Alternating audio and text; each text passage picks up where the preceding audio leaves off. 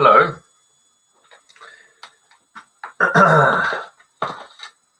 So, I have a new little essay that I did yesterday that I was quite chuffed on. I've been piling up notes for a sort of book that I might write in like a decade's time, because I'm not quite as good a scholar as some people who might churn this out in shorter time. But I have a sort of general theory about how things are going that I've picked up from a few other scholars, and I thought I turn it into a long-term writing project. But in the meantime, this is sort of like a general sketch of the outlines of what I was thinking about it. And I just got a little creative, and I used this joke as a framing device. So as you can see, the picture that I put is sort of the cover picture for the essay. It's an old Italian memento mori, which is, it's a reminder of death, and sort of a beautiful young woman, and then but the flesh is peeled away to reveal bone as death. So anyway, I don't know, I quite liked it as a symbol for where I was going with this. So it's called Impractical Purpose, and I'm just going to read it out, and then I'll take questions and what have you afterwards. A mathematician, a physicist, and an engineer are sitting in their usual corner at the end of the bar, sharing a round of drinks on a common tab. All of a sudden, a beautiful young woman walks in and sits at the opposite end. They make eye contact and raise a glass. The young woman turns the jukebox up loud, orders a strong drink from the bartender, and necks it dramatically. Then she starts taking off her clothes. She turns to the three men at the other end of the bar and makes them a wager. For each drink they buy her, they get to halve the distance between them. The mathematician says, "It's no use. Function of n over 2 is an infinite geometric series, and it would take eternity to cover the distance between us." The physicist disagrees. We're not points in space, we're bodies with extensions, so eventually we'd be within millimeters of each other as measured from our centers. But according to his calculations, that would take more money than they have on their tab, and so he insists they buy their drinks on credit. The mathematician does not like this, and the two set about bickering about the nature of the riddle as their beers go flat and the bare feet of the strange young woman move to the music. Finally, the engineer calmly sizes up the room between them and gestures to the barman for 4 double whiskies. As the barman puzzles at the increasingly acrimonious dispute over the riddle, the engineer leans over and winks at him. "Ah, but very soon I shall be close enough for practical purposes. Don't worry, the other fellows can pick up the tab." So this is Salvador Dali. I can't remember what the name of the painting is, but it is essentially a memento mori, but very similar idea. Although I just love his facial expression. Any photograph he's in, he looks equally mad. Anyway, it's time Western civilization faces its death. It's made itself completely sterile and poisonous to all cultures around the world which come in contact with it. And the best anyone can do is build some shelter until the storm passes. It's been quite beautiful at times, of course, the magnificence of Roman and Greek civilization, the myths of Germania, the purity of high medieval choir and secular song from Machaut, Okachem, and Monteverdi, the great cathedrals and the village churches, the castles and cobbled town squares, the symphonies, the science and wild experimentation of the Enlightenment and its rebellious, noisy successors in post-modernity. But the 3 spiritual streams which formed it, according to Edward Tiryakin, Catholic paganism, revealed Christianity, and Gnostic Illuminism, have all in turn run out of steam. Illuminism is still pretty strong, but has crested the wave and now rules a global society in decline. The pursuit of arcane knowledge, when the entire history of the world is laid bare for all on the internet, is futile, and increasingly purity cycles of iconoclasm and ideological arcana compete to condemn new heresies at a dizzying pace. The spiritual forms which underpinned this third arm of the West now form little more than idle and commercialized superstitions. The appropriated forms of spiritual wisdom which accrued in the great moment of Western esotericism at the end of the Bretton Woods era, that's the 1960s, of course, when America was overflowing with gurus and man-gods, cults of ecstasy and hope, these forms have now melted down and mingled in the sweat and gore of Californication. Temporary belief in exalted wisdom from these forms is dabbled in watered-down forms, Middle-class white women in yoga pants, women's studies dropouts burning sage because they read that Wicca represents the sacred feminine, Silicon Valley nootropics nerds and DMT bros hoping the machine elms will tell them something that isn't pure gibberish, Aleister Crowley fans, and dabblers in Eastern mysticism. But these forms have no institutional staying power and do not pursue life so much as an escape from it. The only religions which have been able to survive and reproduce across a whole society are chthonic or pistic. That is, in crude terms, they're racist or they are revealed doctrines. The New Age spirituality and its secular moral forms alike are in constant flux and exalt the individual and the masses, not the family and the community. It survives on the corpse of dying civilized forms, like a swarm of hagfish on a fallen whale. Those which centralize soil and blood in their social order preserve themselves by fairly obvious means. Bantu Africa and India have extremely well-formed chthonic spirits, and while the Bantu religious sense, being a variegated and decentralized oral tradition, is rather more difficult to grasp whole, nevertheless it is in essence little different than that of any other chthonic tradition, at least in one specific criterion. It reifies the bloodlines of the nation and demands a sacred bond to the soil be honored by crushing all other groups and preserving racial primacy. In a rather similar fashion to many others around the world, of course. Those of revealed doctrines, Islam, Buddhism, and Christianity, among others, reproduce themselves by offering a stable social formation, which is carried in an exoteric doctrine, predictable, orderly, and family-friendly. The Boers, at least those who recognize die belofte, and the Jews, share the rather unusual trait of being both chthonic and pistic. They have a revealed religion, but that religion bonds them to a certain patch of soil and certain bloodlines. And the West, as most alive today have known it, has likewise been dominated by an admixture, but lately of Christian and Illuminist thinking. Illuminism is the modern form of Western esotericism. It is syncretic by nature and pretends to special knowledge which the enlightened can obtain through secret methods. It has long since been the dominant spiritual background to our political life, as Eric Voegeler tentatively sketched in his treatises on modernity, although he called it political Gnosticism. Under an Illuminist moral order, knowledge and power are more or less the only things that matter, and in order to have power, one must control knowledge. More recently, as sketched out by people like Michel Foucault, this power is wielded by institutionalization and credentialism. Much of the dissident right have alighted on the now cliched but ultimately accurate analogy between scientists and priests. Although, as will be clear, actually the analogy is better being like, magicians or something. So scientism, as opposed to science, reifies scientific theses or theories as if they had the value of a rigid and indisputable fact to wield as an instrument of power. Doubting is tantamount to blasphemy. And we can see this all too clearly in the discourse around climate change, or the SARS-CoV-2 virus, and sex change operations.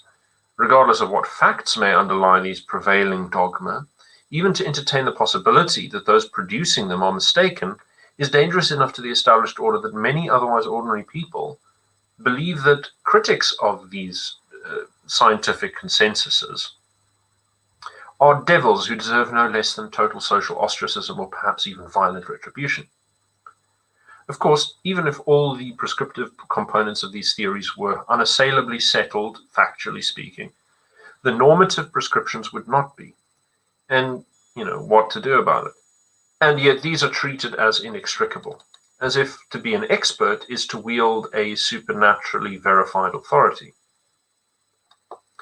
As Wouter Hanegraaff has expressed, the Gnostic tendency has characterized Western esotericism since the dawn of history, going back to Hermes Trismegistus and before. Gnosis is a rather specific notion of knowledge. It seeks knowledge as coming from introspection and sort of an ecstatic confrontation with the nexus of the self and God, and a reliance on symbolic, ritual, and occasionally rational equipment accessible only to the spiritual seeker, and which provides certain knowledge to those who seek it. Instead of rational, I should have just put formulaic or formalistic. That was a mistake. I got picked up on it later on Twitter earlier. It is a sort of over-identification with the powers of the intellect, which in the West can be seen most prominently in three places. First, in transgenderism, with the correct introspection, the patient identifies their true self, and the prison that is their body and the chains that are society must be made to conform to this internal revelation. Now, those who identify as amputees, or those with mothers who have Munchausen's by proxy, which means, you have a woman who has a sort of sociopathic need for attention and makes their child sick in order to get attention through their child as sort of like this saint-like caretaker. That's Munchausen's by proxy. We don't think too hard about that in modern society. Occasionally, we might consider the troublesome notion of how the search for authenticity produces selfish narcissists, but today such people hardly stick out. Everyone's a narcissist these days. Second is drugs.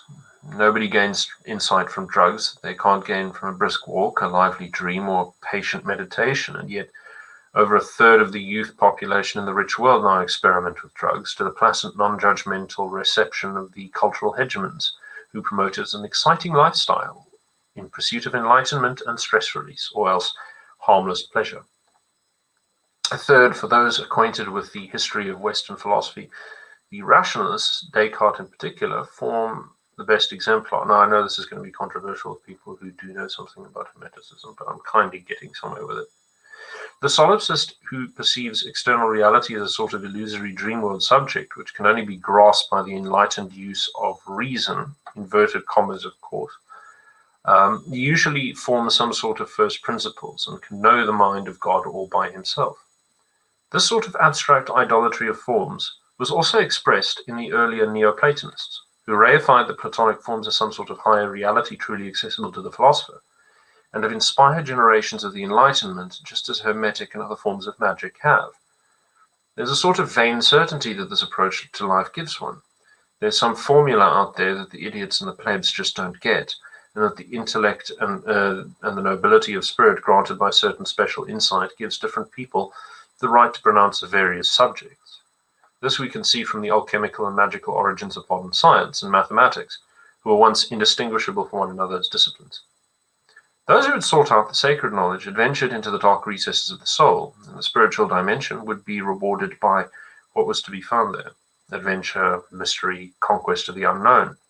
Hence the old Spengler's riff about Faustian civilization. The certainty derives from a notion which will be familiar to practitioners of Advaita Vedanta, which means the school of non-dualism. Confusingly enough, what the Hindus call dualism and what the West calls dualism are referring to entirely different ontologies. When we refer to dualism in the West, we usually mean a separation of mind and flesh. For Orthodox Christianity, the soul is both spirit and flesh. For the Gnostics, the soul and the body are separate, and the soul and the spirit are the same thing. For the Hindus, dualism, Dvaita, means that God and individual souls are separate entities, whereas non-dualism, Advaita, means that the soul and God are one. What Advaita entails, if one believes in it, is that access to God and knowledge of the self are the same. And self-knowledge is the font of sacred truth and power. This is what the Freemasons believe, that through the correct use of ritual and learning, certain special individuals may acquire self-knowledge, and thus knowledge of the faceless God which is represented in all religions. It is also what most hippies, theosophists, and transgenderists believe, that reality resides not in the flesh, that the self is separate from the body in some way, and that true knowledge flows from the self, which is inaccessible to outsiders and therefore privileged. Some are, of course, more enlightened than others. Secular institutionalized form of this in the West is, as mentioned before, scientism. Science, as Catherine Elgin eloquently demonstrates, is a rather humble and ordinary activity of finding pictures or descriptions of reality which are obviously not perfectly true, but which are true enough. Scientists come up with models which they believe will give graspable form to the phenomena their observations and instruments collect, and though they never match one-to-one, just as no perfect triangle or platonic solid ever materializes, they're true enough to nudge a little closer to a useful picture of the world. Theory can help bring together many of these true enoughs into one big true enough that can coordinate human behavior. But one must still bet on these and know when to stop measuring, or one will be refining and disputing forever and never be able to act. As Immanuel Kant argued at length, with some unfortunately incorrect details along the way, the human mind has a certain set of innate faculties with fixed properties, which shape how we see the world, and we cannot but use these, though the nature of reality is beyond our grasp. We can dig all we like, but new mysteries, complexities, and unseen details will keep emerging, necessitating new theories and true enoughs for us to be getting on with. It's fuzz all the way down. Love for another person requires faith as much as any endeavor, and the paranoid desire to have them repeatedly show devotion or loyalty, the need to make certain that they aren't straying or betraying, will destroy any relationship in psychosis. Even if betrayal is likely, love requires an unconditional surrender to the other for it to even manifest as anything other than jealous and vain possession. And of course, all people stray a little in their hearts, and many stray at least a little in their deeds. Knowledge is similar.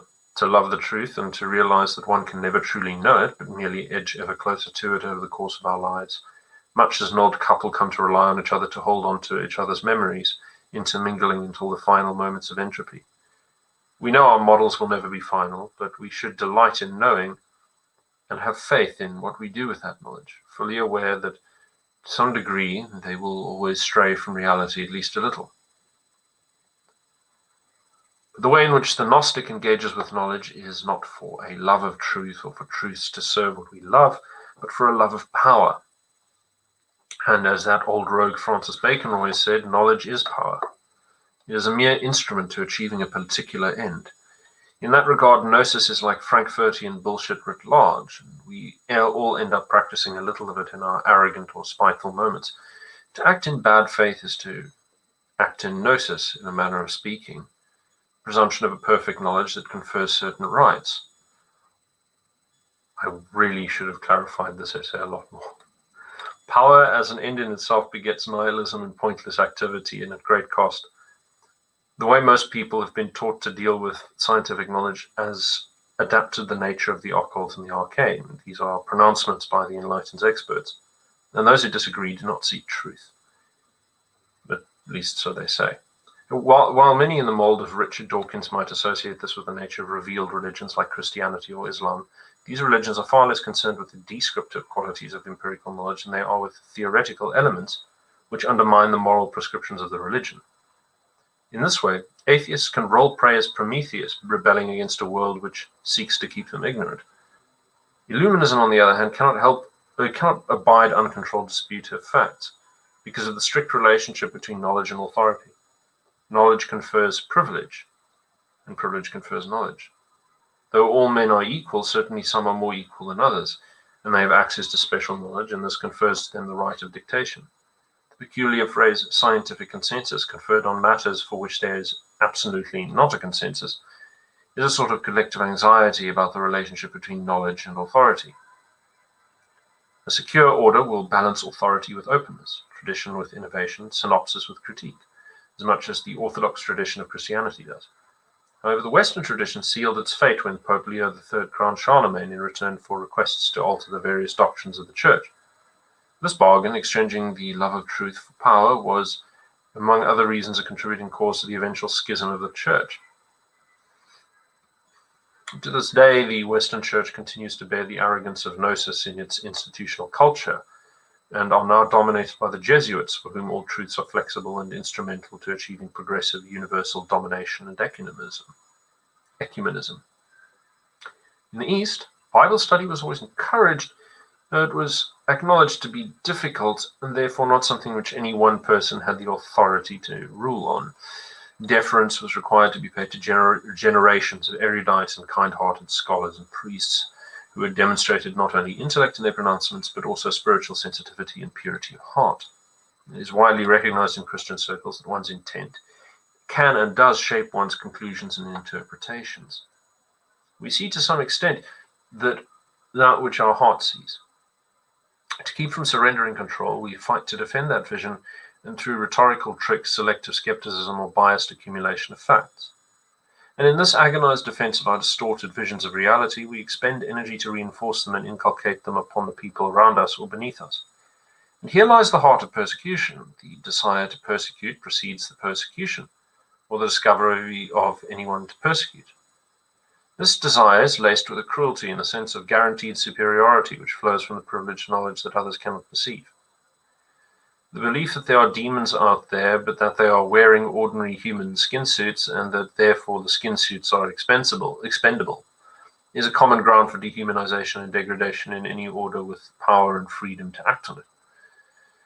Even our hallowed United States, the metropolis of the abstract empire, now heaves with fantasies of extermination as meek and mild public commentators beg the weak, incompetent, under-resourced and marginalized MAGA movement to take on the military so that they can be massacred and eliminated once and for all. And I'm thinking of Noah Smith here. The dream of conquest, liquidation, and re-education of their lower classes. Ocasio-Cortez. One might wonder what their moral justification for this fervor is. One could take their word for it and say it's anti-fascism, but this is both obviously untrue and completely opaque. In Illuminist civilization, the moral foundations are always obscure. Since the first open Illuminists took political power in the French Revolution, they have been defined by liberalism, a system of no real values. Freedom is not really a value as such, and yet many things are done in its name. Supposedly, everyone is free to do as they please, and yet somehow an emergent conformity is still demanded.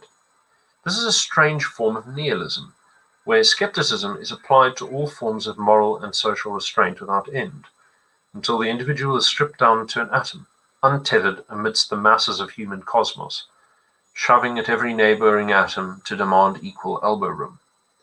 But elbows can be coordinated by those who can convince the masses of which direction to shove.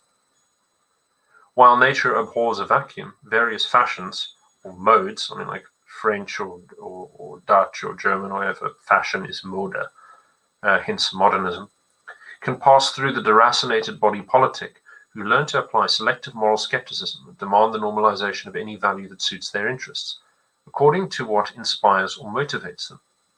Fervor can burst out sometimes when the vertigo of moral freefall and economic chaos overtakes us, and all the little atoms align with a single consciousness, which demands perfect adherence in order to keep the power alive.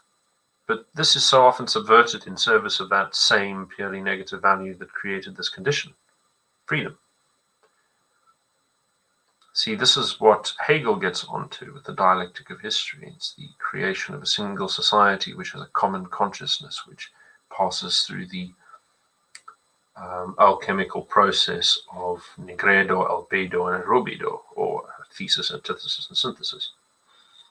Hegel was a hermeticist, and so, dialectics it's an esoteric thing. Human rights serve to create freedoms, but they are peculiar forms of freedom. There is no guide to what is called right and what is not. Institutions of law and education, and the contemporary institution of the state-sponsored mass demonstration perform a certain sacred ritual for creating new rights. Billionaire philanthropists and government departments will fund non-profit academic institutions who pursue ends they like. The high priests of the academy alight on a consensus for what we ought to recognize, and as it passes down through the society, and the we demands that the state, as an opposing and alienated form of society, supposedly, deliver the goods this new right entitles us to by force. The media decides whether or not a rights claim is legitimate or not by playing gatekeeper and propagandist, based on the values its editors and writers have acquired at their institutions of learning, within the bounds the vested interests are willing to tolerate. The portion of the state's governing community which is aligned with the vested interests in the academic priesthood, the left, and which pushes for the recognition of a slowly but constantly shifting set of rights, decides the degree to which the armed forces inhibit their capacity to express themselves in the extraction of tax, the suppression of dissidents, etc. Of course, permissiveness and viciousness can both be in the interests of demonstrators and the state, as also heterogeneous. And office bearers may have disagreements over whether or not they wish to collaborate, tacitly or explicitly, with the interests of either the inner, left, or outer, right, grouping.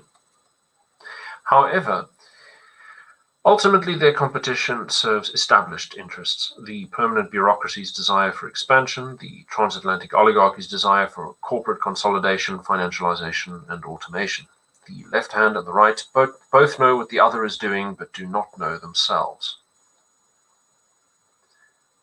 But now there is no right anymore. There is one monolithic state formed from a myriad of impenetrable treaties and compacts, NGOs, financial groupings, commodity cartels, international bodies and clubs, and it is all left-wing. Everybody believes in progress.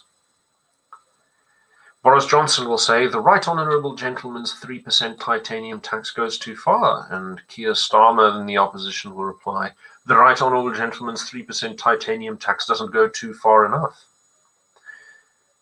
Many Marxists will seem to be confused by this. They believe that if the system has not dissolved all property distinctions and shared the wealth and power, it is not left. This is a mistake. The left can continue to pursue socialist-seeming policies, all while concentrating power and wealth ever more at the top. This is because only the middle and the moderately wealthy pay, while finance, the permanent bureaucracy, and the international monopoly capital siphon off the dividends of public spending, anti-competitive regulations, and open borders. The real Illuminati, back when they briefly existed in the 18th century, were an alliance of Freemasons, Rosicrucians, and Martinists. Rosicrucians are alchemists, for lack of a better term, headed by Adam Weishaupt. He's a Bavarian fellow. He believed in a system when all kings would be dethroned, all borders erased, all property abolished, all sexual mores forgotten, and all men united under one state, ruled by a tiny, obscure, and enlightened elite, beneath which mankind would own nothing and would be happy. Today, this is the motto of the occult cryptocracy of the transatlantic empire, an abstract, disembodied empire, without figurehead, without soil, without foundation, without history, without a face, a Weltgeist without a body. They neither believe in the free market nor in communism, nor at all in common tradition. They simply believe in progress, and they will get to utopia if it means the whole world ends up nowhere. We have been taught to think of it. We have been taught to think in its interest. When any person speaks in the first person plural, they speak on behalf of the great temple and the invisible high priest. In this modern Shangri-La, we are promised perfect harmony and an eternity of peace and abundance, so long as we do not judge, so long as we do what we please within what we are allowed to want, and so long as we do not try to leave or ask too many difficult questions. And while we may point at Klaus Schwab, a second's reflection will tell you that this man is no more than Shangri-La's Mr. Chan, a major domo or butler to a constellation of men and women beyond the grasp and sight of even the most ardent researcher. Carnegie, Ford, Rockefeller, Rothschild, these names only grace the pages of the most deranged conspiracy theories, and of course only a fool or a cretin would ever think of poking about in the higher reaches of the power structure. And so nobody truly knows who rules the world. We only know that in this new order, everything that makes life beautiful and sweet is exchanged for junk. In the most enlightened and progressive regions of this earth, heroin and crack cocaine are free from sanction. Abortion is allowed in any circumstances, under any conditions, even after birth. Families are scorned, chastity and exercise is seen as unhealthy, and promiscuity and sexual deviancy is a sign of enlightenment and healthy release, and encouraged in children. People are granted the right to pass judgment, ethical or epistemic, on the basis of their identity alone, not on their experience or insight, and children are encouraged to spy on their parents. The rules are esoteric at the best of times. But when is a scientist to be dismissed, fired, and silenced, and when is he to be listened to as an innovator? That's for the high councils of the big international conferences to decide, to which no ordinary mortal has access. When is a queer, differently abled woman of color speaking her truth, and when is she suffering from internalized oppression? Let the theologians of the new secular liberty decide. And so everybody suffers.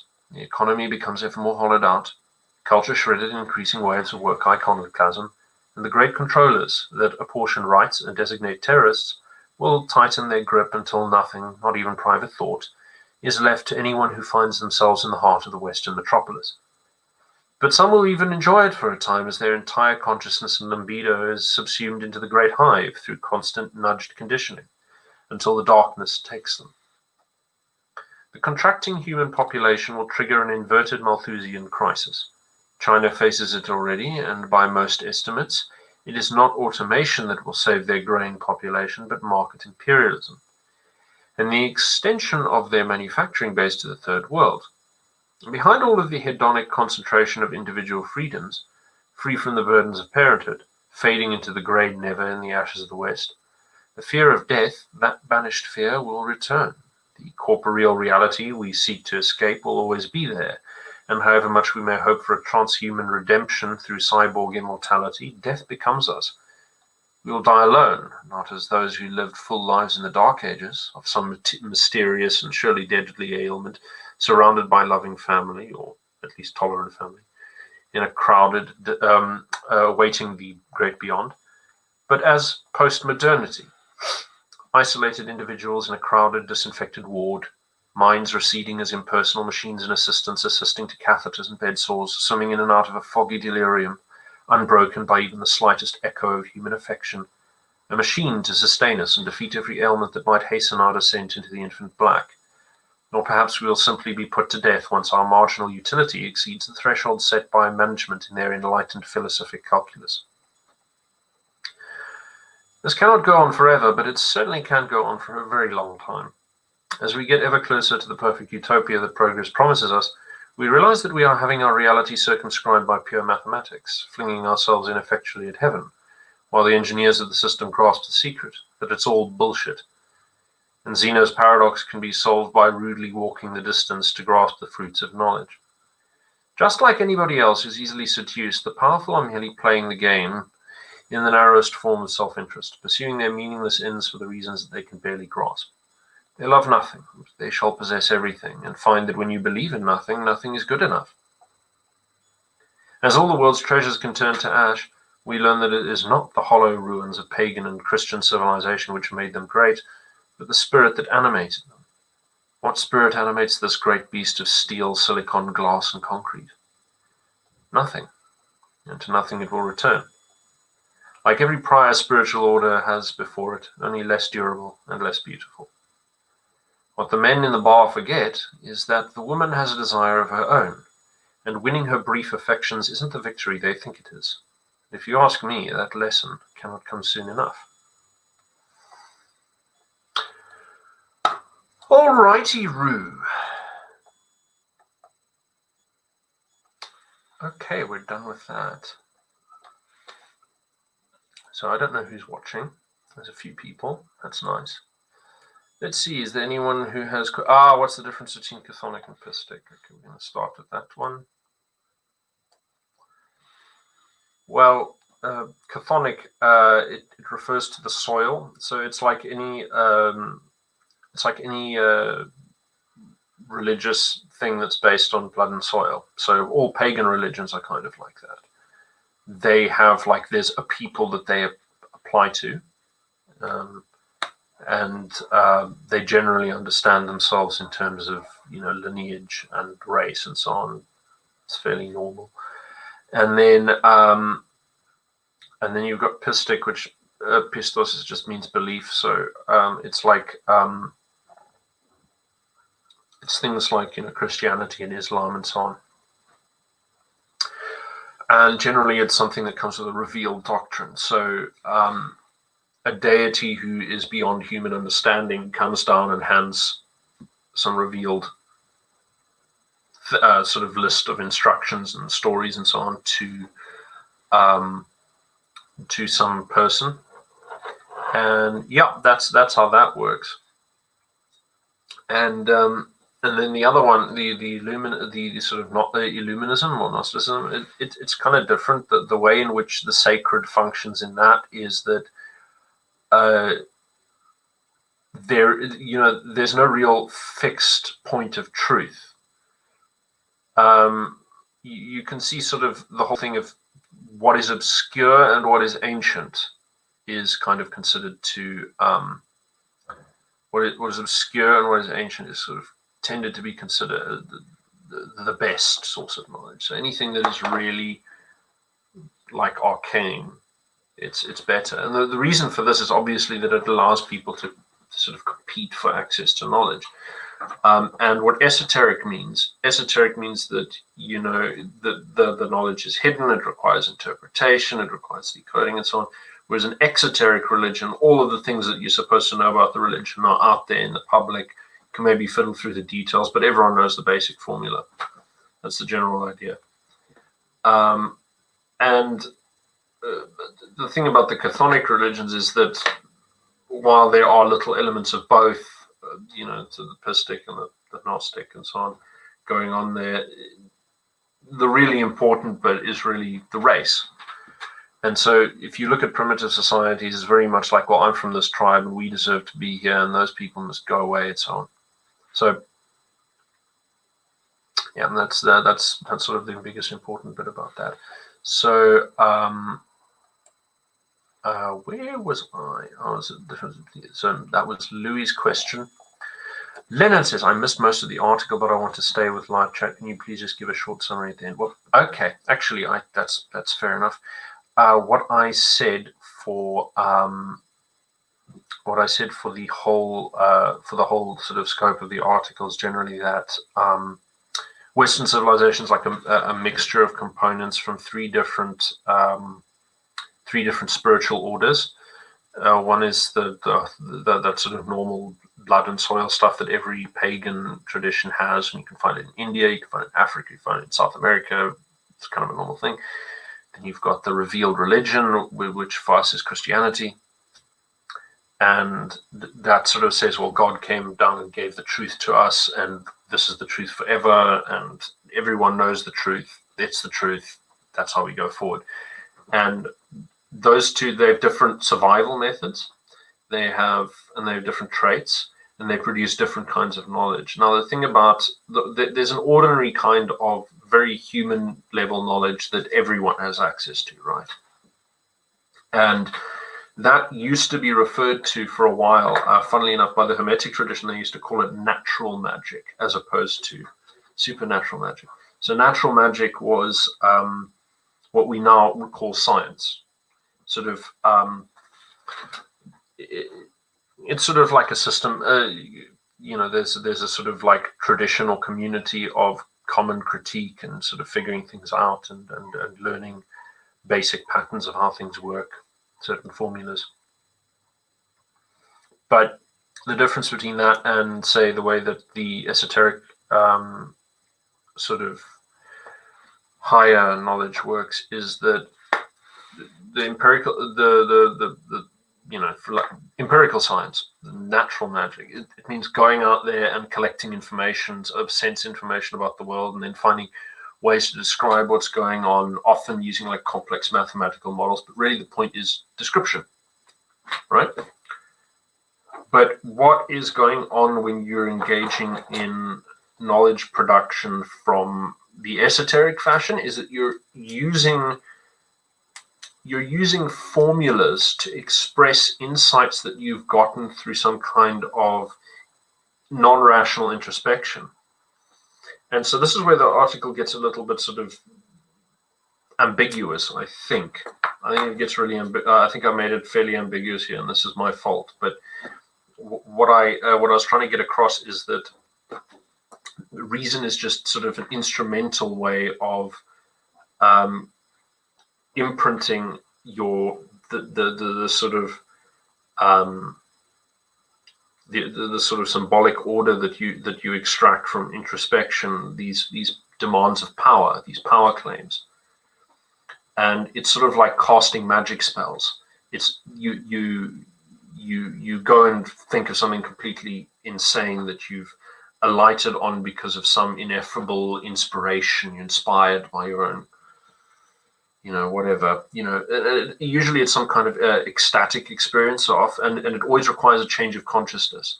And so you can see this imprint in a lot of language, particularly in the post-Hegelian sort of tradition. So German idealists talk a lot about consciousness. The black nationalists are big on consciousness because they all get their ideas from the Germans. And a lot of the French postmodernists, they got a lot of their ideas from German idealism, and sort of like some of the reactionary ideas like Heidegger and so on. And so you get a lot of this idea of consciousness now. Like you get people like Hegel who borrow forms from Hermeticism, but they do this funny thing where they try and create, they say that the point of this revolutionary sort of culture is to create mass man, that sort of like a society that thinks as one, that's grouped under the state. And the way that you do this, you make everybody equal, and you remove the barriers to entry to offices of state. And so when anyone can enter the state, there's a continuity of consciousness between the whole society. And when there's and society will constantly go through these processes of separation and resolution, like right and left, until you reach pure freedom. And so Marx looked at this and he said, okay, but what you really want to actually create is to dissolve the state completely, if this is true, and have this perfect continuity of perfect equality, where all people are part of a spontaneous common consciousness, where you're all possessed by the same moral order, so that all disputes in society and all distributions of resources are instantaneously resolved. Now, that requires the most extraordinary totalitarianism to even come remotely close to behaving that way. And it's very, very difficult to achieve anything that looks remotely like it without absolute heaps of terror. And then all you get is sort of grudging cooperation. You don't really get that kind of hive mind consciousness that Marx hoped for. But you can see a lot of it where almost everyone gets possessed by this we, this sort of idea of the us. Now, for people in Catholic traditions, it's much more practical.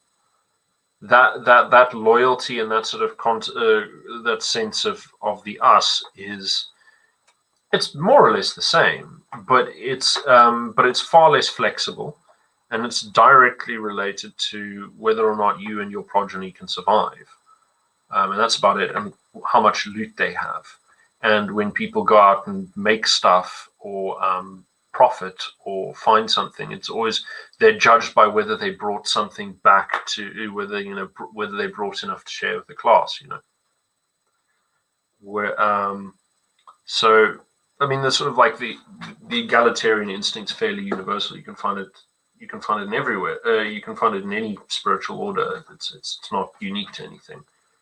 You can find it in Christianity, But generally speaking, there's the idea that the knowledge is it's young Obi-Wan. That's funny. No, but there's this general idea that there are people out there who have like some kind of special knowledge, and then they're going to bring it back down from the mountain, like Zarathustra. Nietzsche writes about this whole bugger. He's actually the head of an old Iranian religion that was arguably the first monotheism, and very, very difficult situation. But what goes on there is that we know, people who are sensible and have common sense actually know that there is no one with real special spiritual insight into the way the universe works. That no one has like a special knowledge of the mind of God or anything like that. No one, and scientists don't really know big shit. What they know is they'll know like a narrow, specific set of descriptions that are more or less true about a specific context. And what we forget is that actually all of that kind of stuff is fairly open to critique. But the rituals around the academy have made it such that it's very opaque, very difficult to get into, very exclusive. And because of all of this, we generally think that it's actually like it really, really, really requires like some kind of special faculty of mind. But really, everyone's got the same faculties of mind. Okay, of course, you've got people who are brighter and duller than others, but they're all using the same equipment, really. And so this is where the faculty of reason becomes an issue. So what reason is the stuff you use to communicate, right? And you can use it for your own understanding, and you can form like clear little pictures using that, using reason.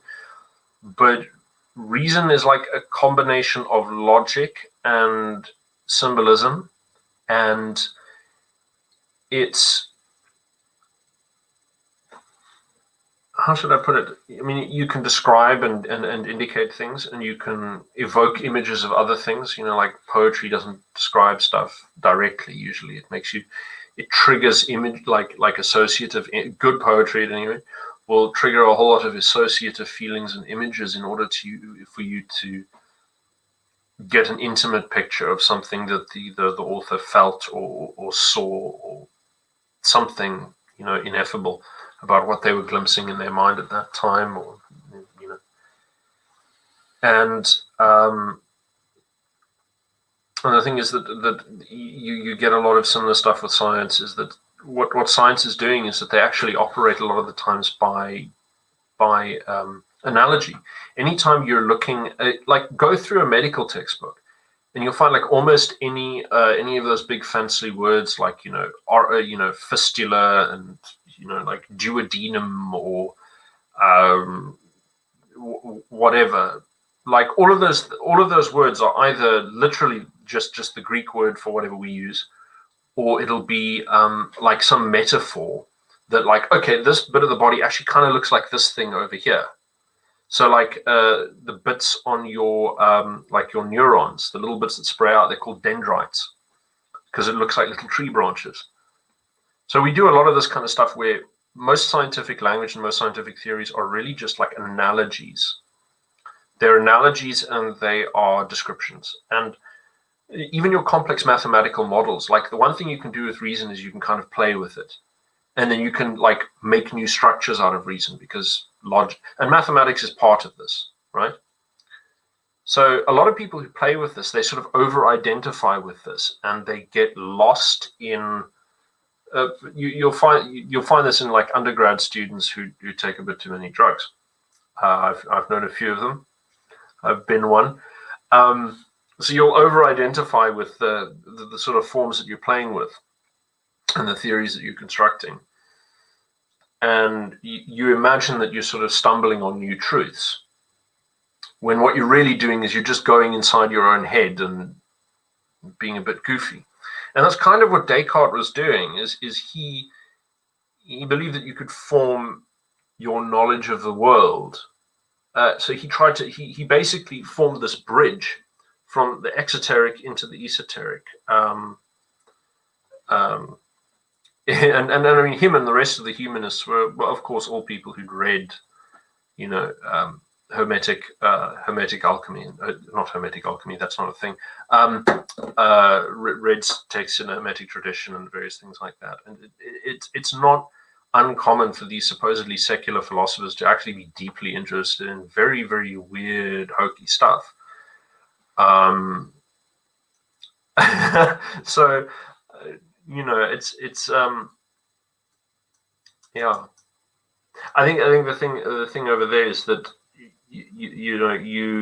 there's the people who really know what they're doing with this whole sort of esoteric stuff, is they use these sort of abstract forms and rituals and so on and so forth to deliberately re-engineer their own psychology for certain ends, right?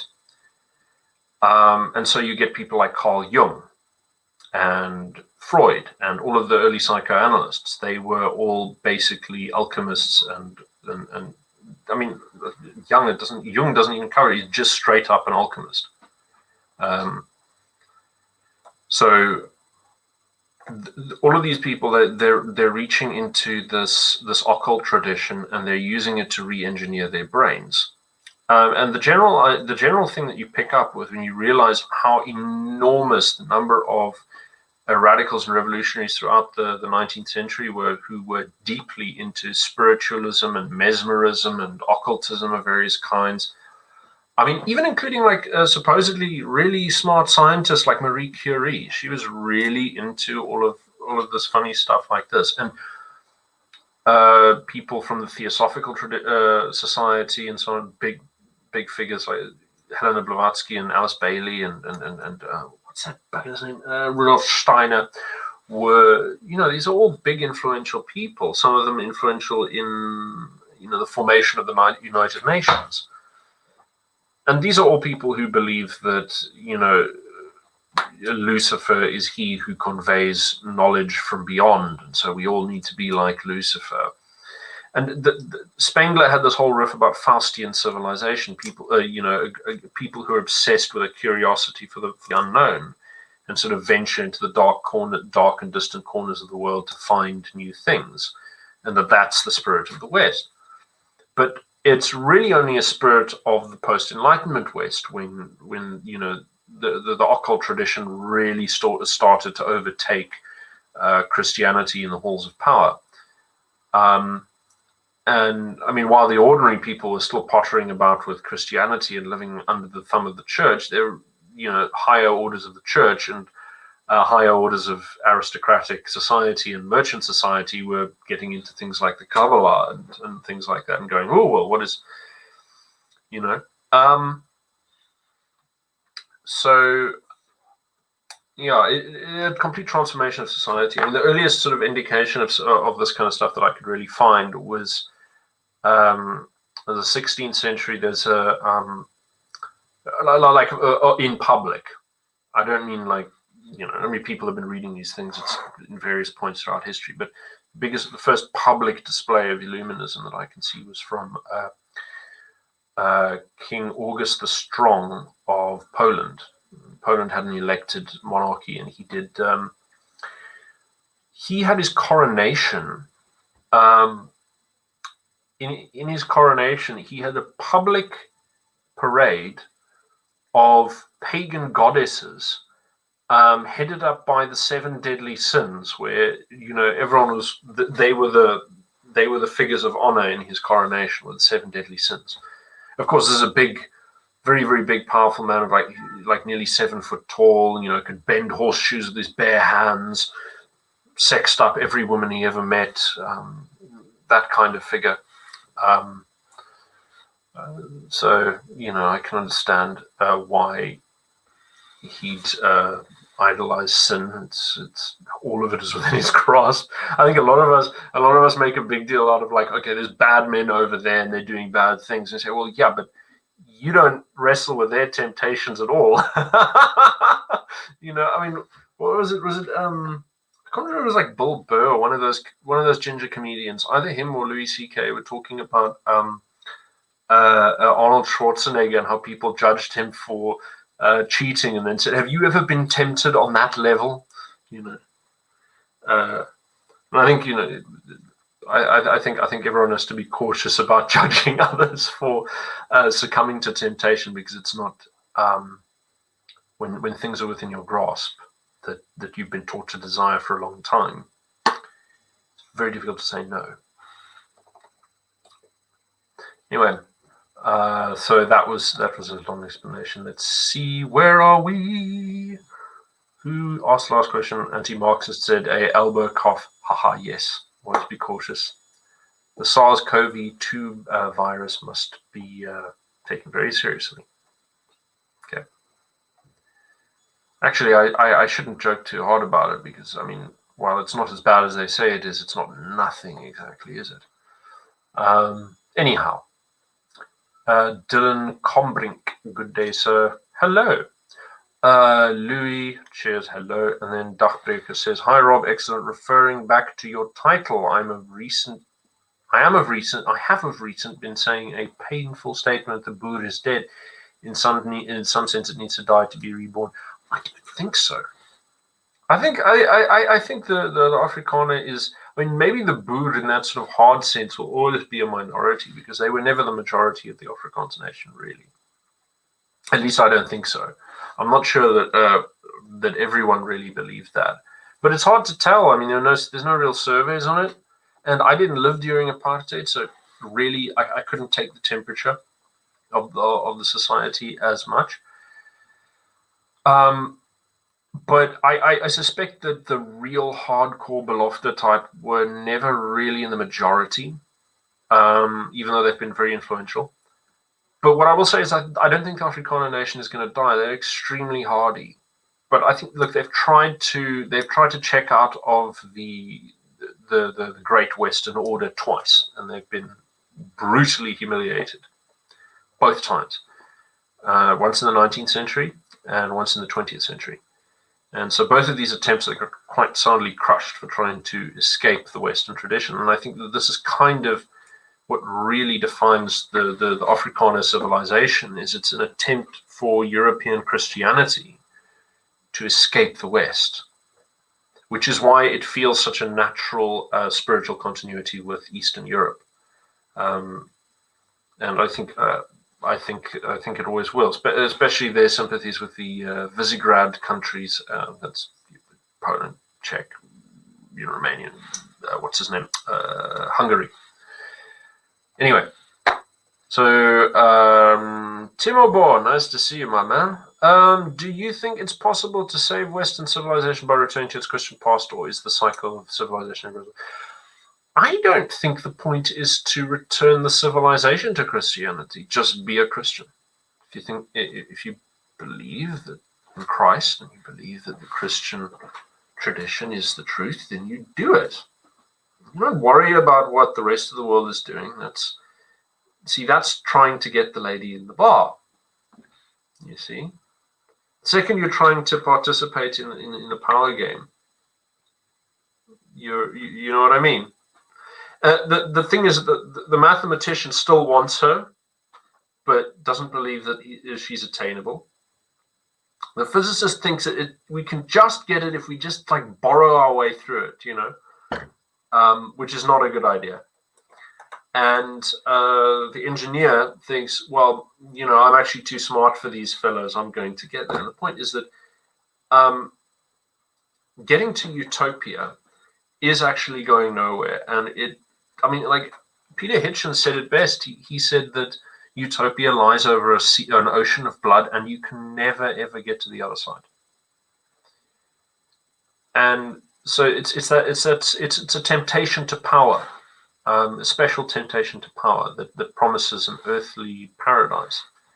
But as the Bible says, paradise is barred by an angel with a flaming sword. We're not going back there.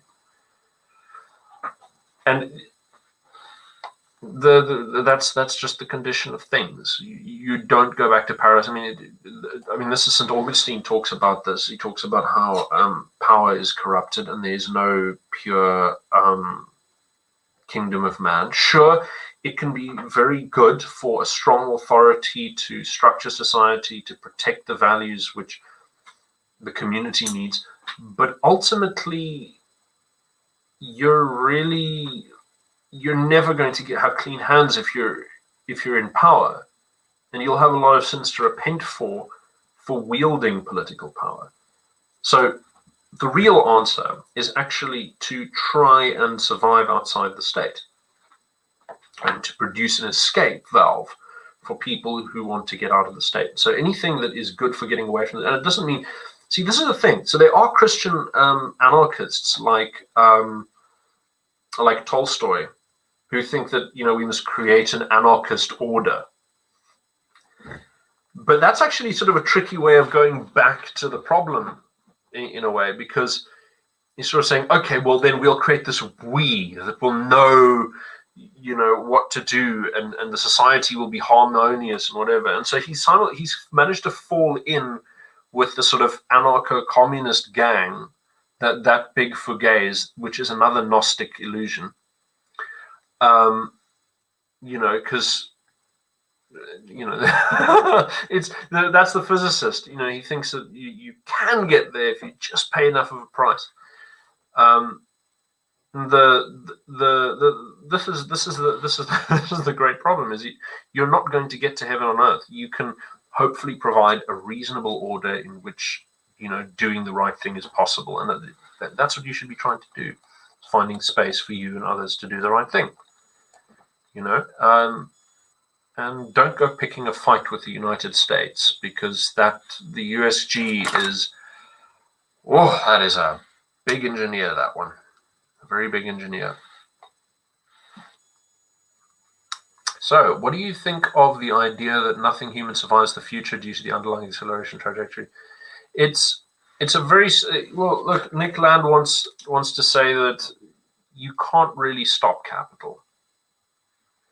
So it's going to keep accelerating until it destroys itself.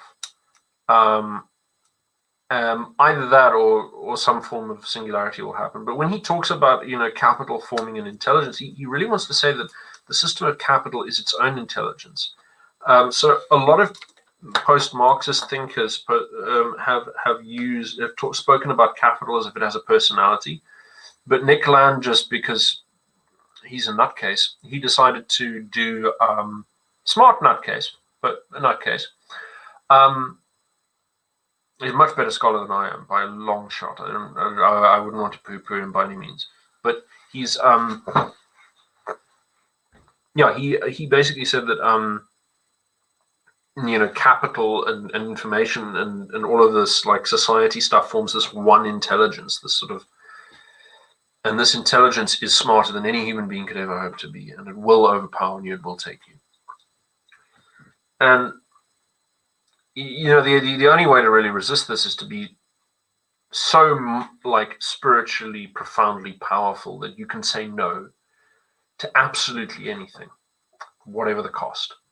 So that if the machine says, "I'll kill your family," you go, "Okay, that's how it is. I'm going to break your body. Okay, I'm going to that kind of thing. I'm going to." If you are strong enough to do that, and the whole society is strong enough to do that, then there's no problem. But that's never going to happen. It's never going to happen. So, because look, even the most evil people cannot, intelligent and evil people couldn't possibly run a society that functioned off continual, permanent cycles of torture. You can do that to a tiny portion of the population, right? And you can do that for a very long time. As the United States and the Soviet Union and China and Japan have all shown, you can do lots of funny little human experiments. But if everyone had decided they were going to just transgress by refusing to cooperate, all of it would fall apart. Of course, how are you going to convince everyone to just cease cooperating with the system? It's very difficult. They control a lot. You'd have to provide people with an alternative system to latch onto, which is very difficult. And it's why people who tend to start their own banks or trade in the wrong currency often end up hung, shot, or stabbed in the rectum with a bayonet.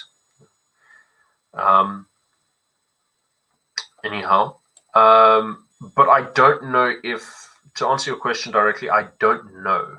I don't know if acceleration will produce some kind of cyborg systemic intelligence that will wipe out all of humanity. But the general point of that, a remark that he made, as I understand it, was that nothing that you have as a human skill can actually compete with this machine for its capacity to produce capital, and it's just existing for its own sake and not for anything human anymore. And that's the whole point of the Gnostic tradition anyway, is to produce. It doesn't have human ends. It has strange, ineffable ends. The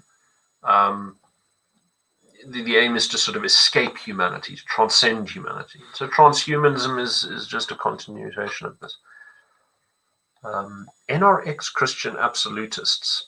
But no, being esoteric that's not a very Christian thing to be. I'm afraid not even Palimism strays over that very fine line.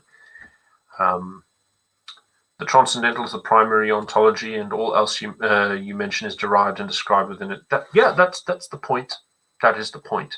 It's about sort of you have spiritual orders, and they're defined by how they gain access to transcendental authority, and the transcendental authority defines all of the lower authorities within the order, and that is true of all orders of society. Primitive hunter-gatherers have a much more direct contact with because they have a much more direct contact with nature. The things that stimulate them and produce within them altered states of consciousness, or whatever divine access to the divine they're given. It doesn't have that sort of hard formulaic function that modern society with the written word and so on has. It's much more fluid and much more strange. Anyway, Leonard says, for the life of me, I cannot understand why being against abortion is controversial. There is not one argument for abortion that is not fatally flawed or hypocritical. Why have they gone so far? You know what? What you'll find is you can make an argument for anything. You can literally make an argument for anything. There are arguments for literally every side of every issue. The question is, where do you put your faith? That's actually the question. And the idea that an infant's life has value. I mean, how are you going to provide some logical, rational argument for that? That's not where the truth of the matter lies. It's about, are you going to invest in that value or not? Are you going to believe in it or not? And that's a choice. It all comes down to choice. Hence that little paragraph about intent and desire shaping interpretation. I mean, look, this is the thing of bullshit. So when I talked about Frankfurtian bullshit, I'm not talking about the Frankfurt School. I'm talking about Harry Frankfurt, who's an American philosopher, and he came up with this definition of bullshit. He did it as a joke first, but it turned out to actually have very serious utility, which I believe it does. It's an instrumental use of language, purely instrumental, as in you don't care about whether or not you're saying something true. You only care about the effect that it has. And so the relationship of the key relationship within Illuminist society is then that you have the engineers are bullshitting, and the physicists are hyper-identifying with the bullshit, and the mathematicians are sitting there going, that's bullshit, but they still want what the bullshit tells them to want. So everyone's being sucked into the same game.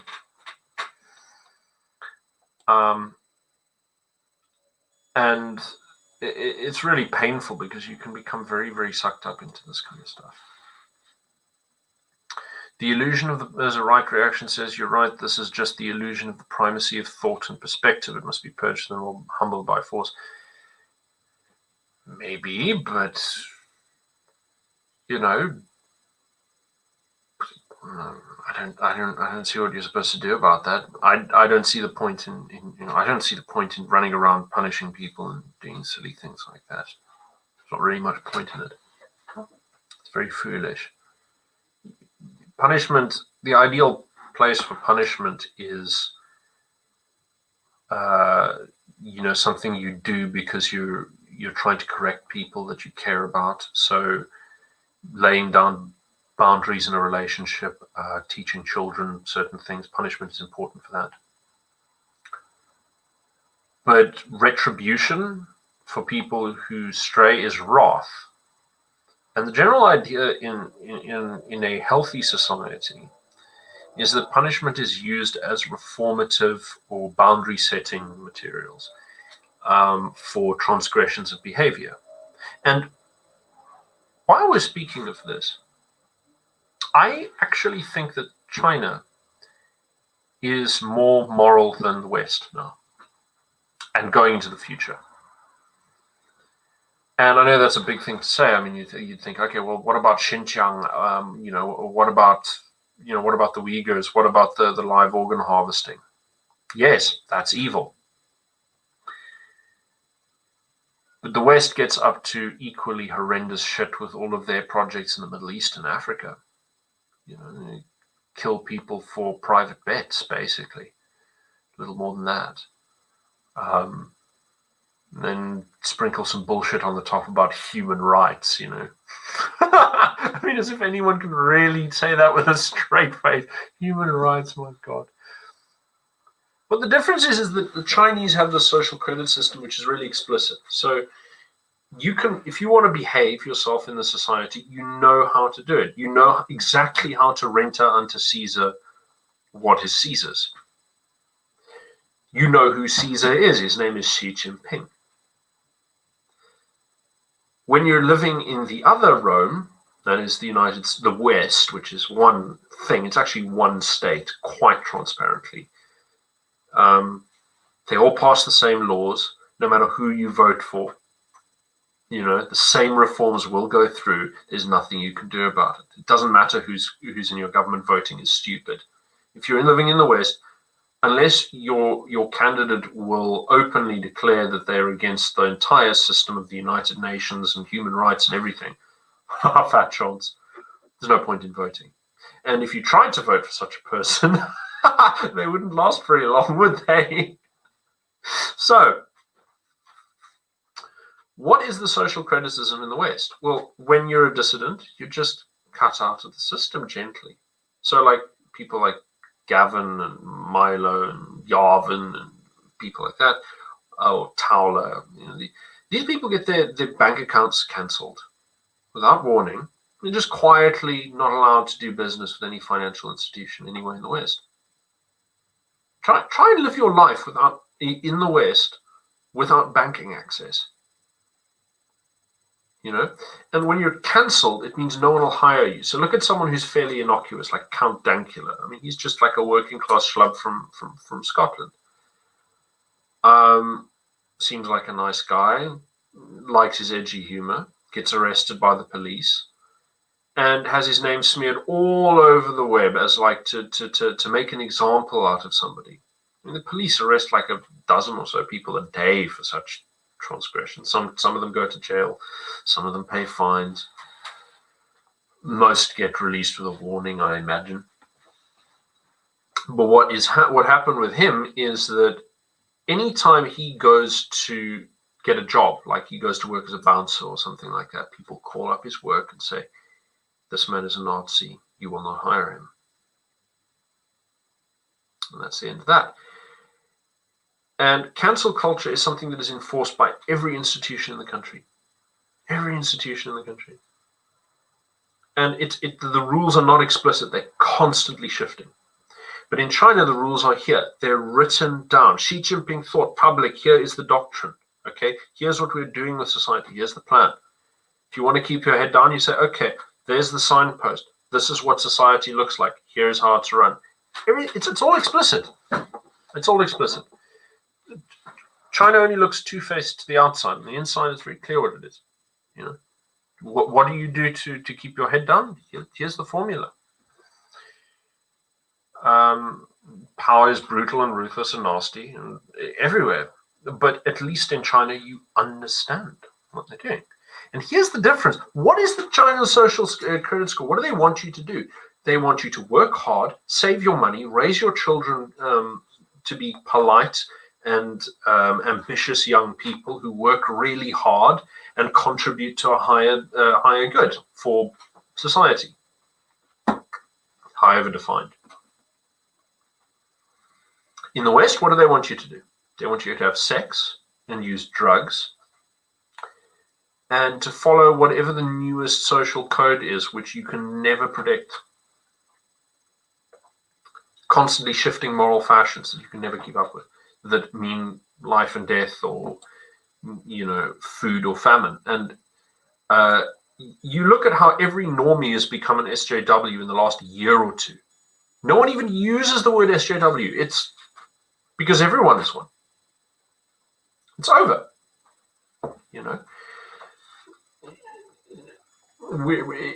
It's there it is. It's no point. Everyone knows how to think like this. It's a hive mind.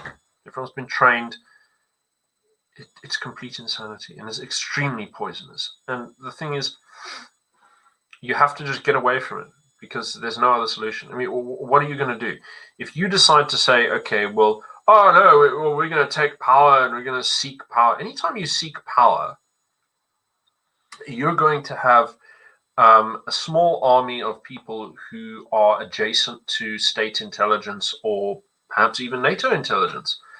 They will stalk you. They will find out everything about your life, and then they'll come to you online and say, we know this about you. Watch yourself. And people like Willem Petzer, I mean, man's stoic as all hell. I mean, this is a man who's had credible death threats in broad daylight, you know. And this is normal. If you're a politician in South Africa, you are constantly faced by the threat of death by people who are stalking you on your phone for various reasons. And if you decide to get politically active as an ordinary person in the public sphere, you will encounter similar problems as well. And you never know what to take seriously and what not to take seriously, you know. So there's a constant nonsense going on.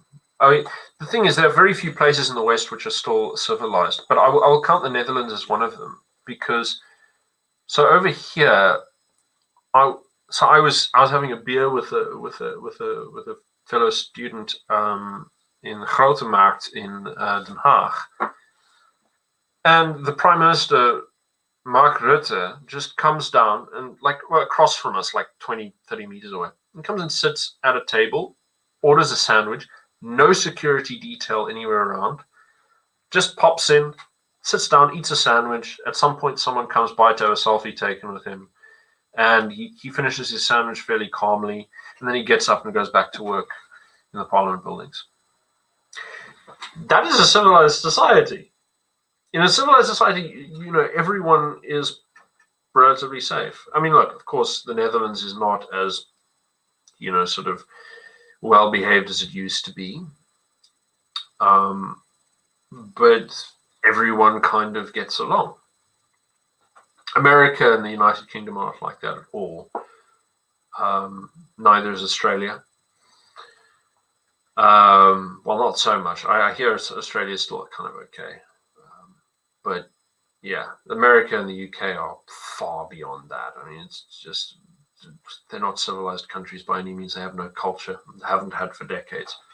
There's like a few like little remnants and pockets where people have, you know, binding culture in their society. And in South Africa, we can see the same. We're being completely deracinated far more rapidly than I think most countries can possibly compare to. I mean, yeah, I've had a lot of these conversations with black, colored, white people of various different stripes, and it's the picture is the same everywhere. The liberal types change out the transcendent for material desires. Well, the thing is that there's a binary relationship. So you've got the few that don't get to see how the machine works. That's the general population, and they look at the external forms of government and the sort of the face of the scientific, the material face of the scientific arguments they're presented with, and they just directly identify with these forms as if they're real, right? When anyone who's actually wielding these forms knows that they're nonsense, or at least they're distorted. They're distorted pictures that exist only when they need to resolve you know, sort of lower level disputes or anything like that. I mean, the real battles of politics hardly touch the main infrastructure of law or legislation or anything like that. It's usually like, it's usually just completely civil society writing laws. Civil society, civil service writing laws by themselves, or NGOs being allowed to design those laws in public-private partnerships, or corporations doing it, or, you know, a think tank will design, say, well, we want this policy done, and then the executive will say, oh yeah, let's do that. Oh wait, but does it align with the global order directives from the United Nations? have we got permission from the Trilateral Commission to do that? So the real structure of government has nothing to do with the forms that you're exposed to. So the ordinary liberal really believes in liberalism.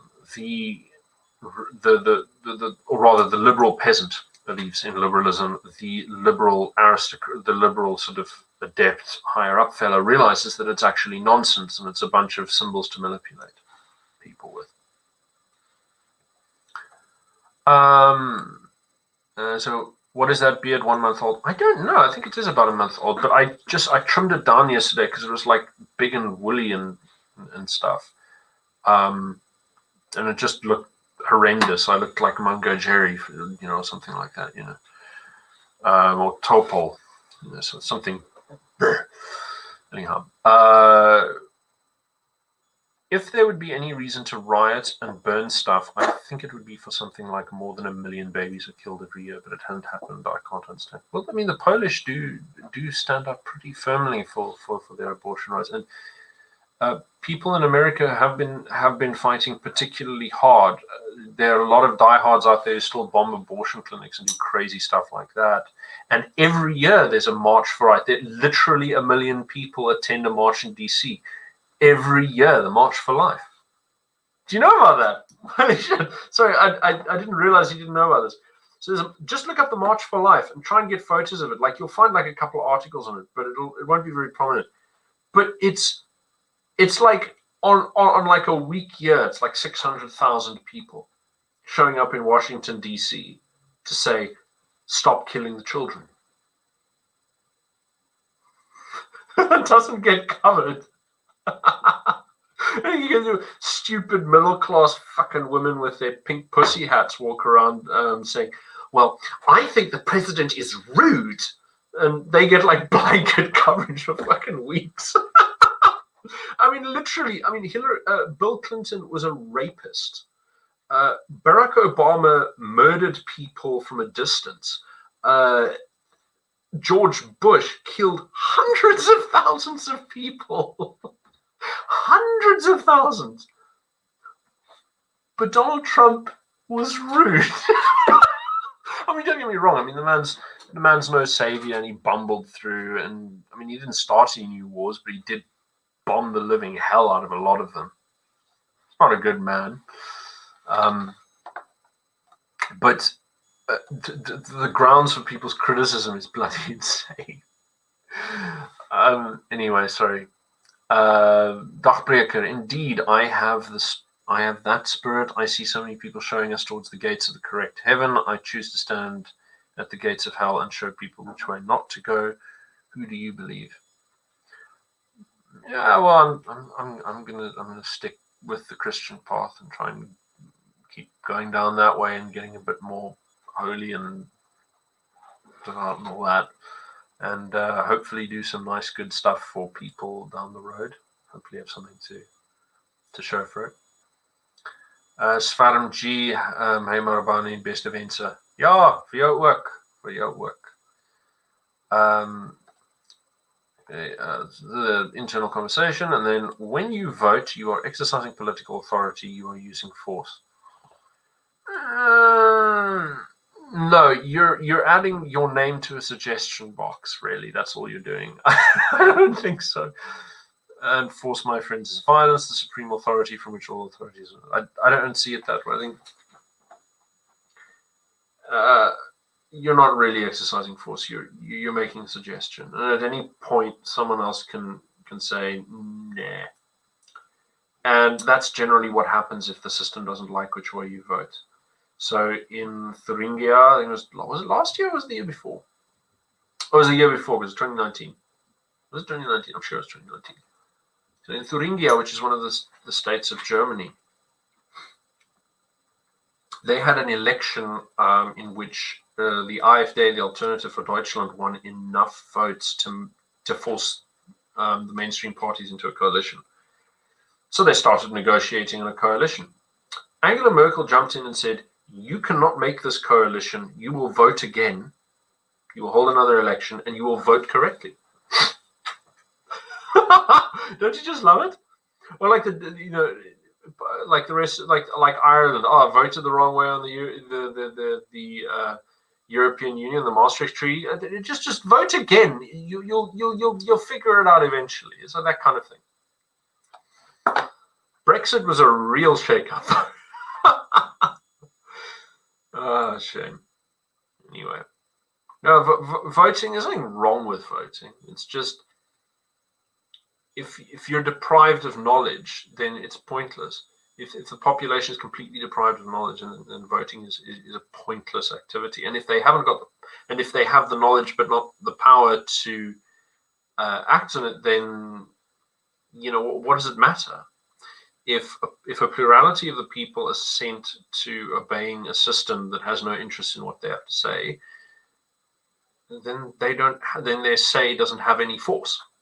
Their words don't have any force. It's just a suggestion. Sovereignty is not derived within the people. Well, it kind of isn't. I think that sovereignty requires cooperation from the people. It requires a sort of tacit assent. If people all just start leaving, I mean, look, to use a crude, to use a sort of primordial sort of picture of this, and I think this is why people should study African politics a lot more. Is that Africa is within living memory of living before modern states. Very few people, very few places aren't. So you can get a lot of nice modern sociological studies of African political society. And there's some good ones on South Africa, which I think one of the better preserved ones, aside from Nigeria and Uganda. But South Africa was also nicely and sparsely populated until quite recently. So what you get is that if the chief does stuff that you don't like, you just walk away. You walk away, you vote with your feet, and eventually he loses his power, he loses cattle, because you just take stuff and you go. Because people who up and leave will up and leave with bits of the chief's wealth and then join other tribes. And so a chief has to actually not be stupid, or he loses his power by people's assent. And so this is the thing, is, I mean, like, I can't remember who boiled it down to this, but it's been floating around for a while. It's really the only ingredients here are voice and exit. So either the sovereign gives you a bit of a voice to say, okay, hang on a second, you're going the wrong way, so you can give him advice, and the sovereign takes, or it, if you want to have an oligarchy or whatever. So the sovereign takes advice from the people and sort of listens to this. This is what I call the principle of consultation, because that's how Africans actually think of it. They talk about, we were not consulted. They don't worry about we have to have a vote and tell the man what to do. No, they just want to be consulted so they can have an input. It's fine. I think that's perfectly reasonable. I think people should be consulted before shit is done. And the West is purely non-consultational. There is no legitimate authority in the West. Not one. There is no legitimate sovereign. There's actually an invisible network of tyrants, and that's all you have. And you cannot leave. Well, you can actually leave, but all you have to go to is like China and then third world countries. But yeah, sovereignty doesn't come from the people in any way. Sovereignty, but I think the question is, where does sovereignty lie? That's really, it's not asking where it comes from is kind of the wrong question. Just ask where it is, who has it. That's the only real question. The only time that people really have sovereignty is when they're a mob and they're acting as like one thing, which almost never happens. So, and in those cases, it's almost always evil. So Len says, someone asked me once if I knew the difference between a civilian and a citizen. And I know now. A citizen has the courage to make the safety of the human race their personal responsibility. No, a citizen is someone who's given privileged rights within a certain territory over those who do not live within that territory, as a direct single order bond with the sovereign power of that territory, or at least the nominally sovereign power of that territory. And a civilian is just anyone who isn't part of an armed force. That's all it is. Plain language is much more important than saying big strident things. I mean, you can say, I understand, the thing is, what you're saying has some has some effect, right? So actually, this is kind of a point here that I want to make. So what Leonard is saying here is a very good way of illustrating something. So what he's saying has a great point. He says that there are people who have the courage to stand up and make morality their cause, and there are people who are just bumbling about trying to keep their heads down and are just swimming with the current. And that's certainly true. If you get attached to saying this is the true nature of that thing and this is the essential nature of this thing and so on, you're falling into that sort of that sort of ecstatic identification of symbols that makes you manipulable, right? The second you identify with your symbols in sort of like a direct way, instead of merely using them as like ways to evoke images and descriptions and so on, then you can be manipulated, because now you've tied little strings to your brain that people can see the external controls for, right? So that's how ideology functions, because you teach people a whole bunch of formulae that are strict and rigid and govern human behavior, and then you can manipulate these symbols in public communication. Do you see what I'm saying? So the Illuminist order has this sort of two-sided magic spell thing going on. So don't ever buy into an ideology. You've got to think sort of. You've got to detach from it and use language merely to sort of describe or evoke, but never as sort of things that are true in themselves, because you can't get there. That's never the case. Yeah. Thoughts on Rocco's basilisk. It's a good metaphor for literally any form of nascent power or transformative power. A revolution functions like Rocco's basilisk. They hunt down people who are against them. A revanchist power will hunt down those who tried to rebel against it. But Rocco Mijic, who you can follow on Twitter, he's a very, very erudite fellow, and you should listen to him. Because he's much smarter than me. So Rocco Mijic, he came up with the idea that, let's say there's this artificial intelligence that would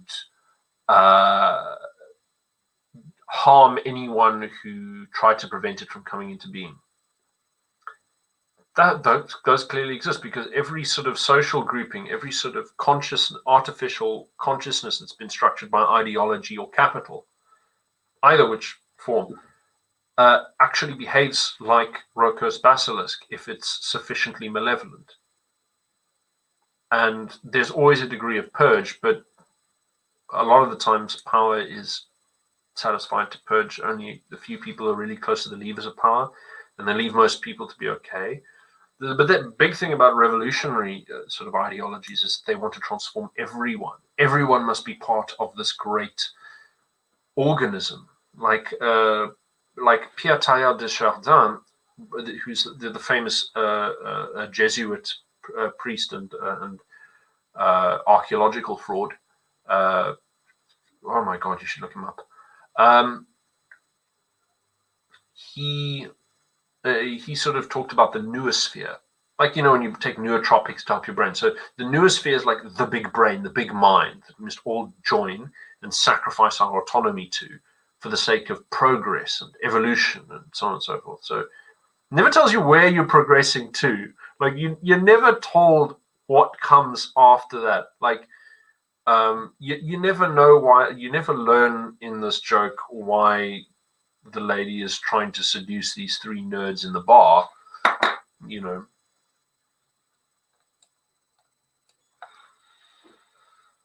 So Dachbreker says, you are making a rather good point. When the machine wants to break you, it's like the crucifixion of the US presidents. Now, if you're not materialistic, this should not harm you. Best bear. Yeah, I mean, like, what are you going to do? The United States is the most powerful infrastructure of military intelligence in world history. What are you doing? You gonna pick a fight with that thing? Like, all of the power games that happen are completely impenetrable to the ordinary man.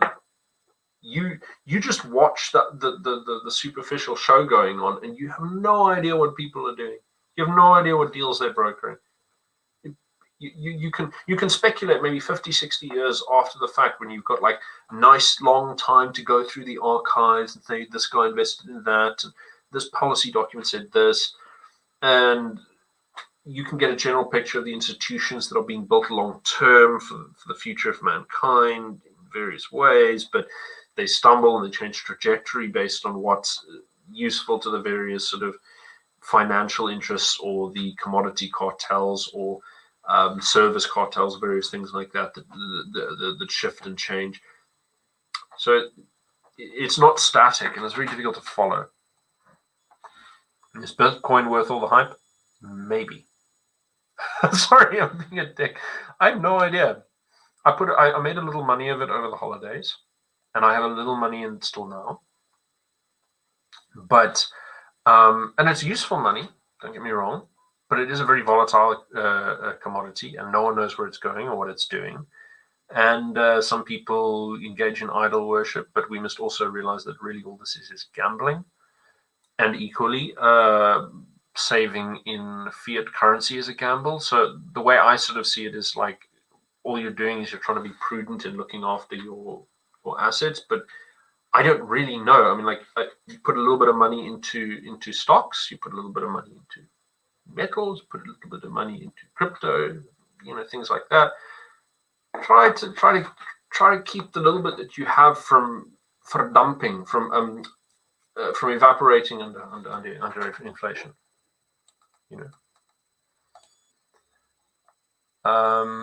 The difference lies in the field of civic virtue. A citizen accepts personal responsibility for the safety of the body politic of which he is a member, defending it if need be with his life. So, very good. But then, who is your body politic? How do you delineate that? I think that, I'm not trying to be challenging here. I'm just pointing out that it's difficult. I'm sure you have a very clear idea. Liberal ideas are doomed to fail.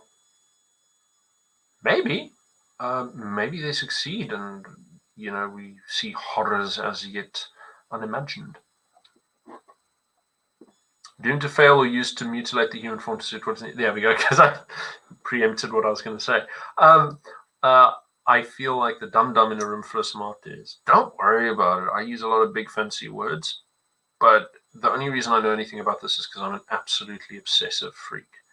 I'm not actually the smart guy on a lot of these topics. There's some really smart people out there who know way more than any of the stuff I'm touching on. Like unbelievably sort of well-read, intelligent people are out there. I'm really the thin end of the wedge. Really, really. Promise you. Like, I'm not even that creative. I just enjoy doing this. I really do. So don't look to me for being like some kind of fucking genius. I am smarter than average. I know that, but I'm not one of the genius guys at all. For you to be a civilian, there needs to be a higher government power.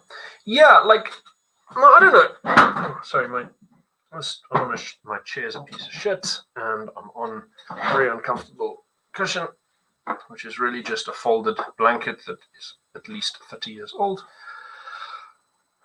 Anyway, for you to be a civilian, there needs to be a high government power. Disagree. Civilian, in my like, I always go for what's like the minimum, most common sensey sort of definition of a civilian, and like the real thing is that a civilian is distinguished from a soldier. So you go like, well, civilians are just people who are not in the battle, and so yeah, I mean, or like the American version, non-combatant. You know what I mean? So like a civilian is like a non-combatant. It's a less stupid version of. Civic virtue is, but that's an interesting thing. You notice how bureaucratic language is sort of wielded as a weapon. So what they'll do is they'll invent something that exists to create a logic that you can then identify with, right? But it's just there to justify something that they want to do. And it doesn't really describe or tell you anything about the world. It really doesn't.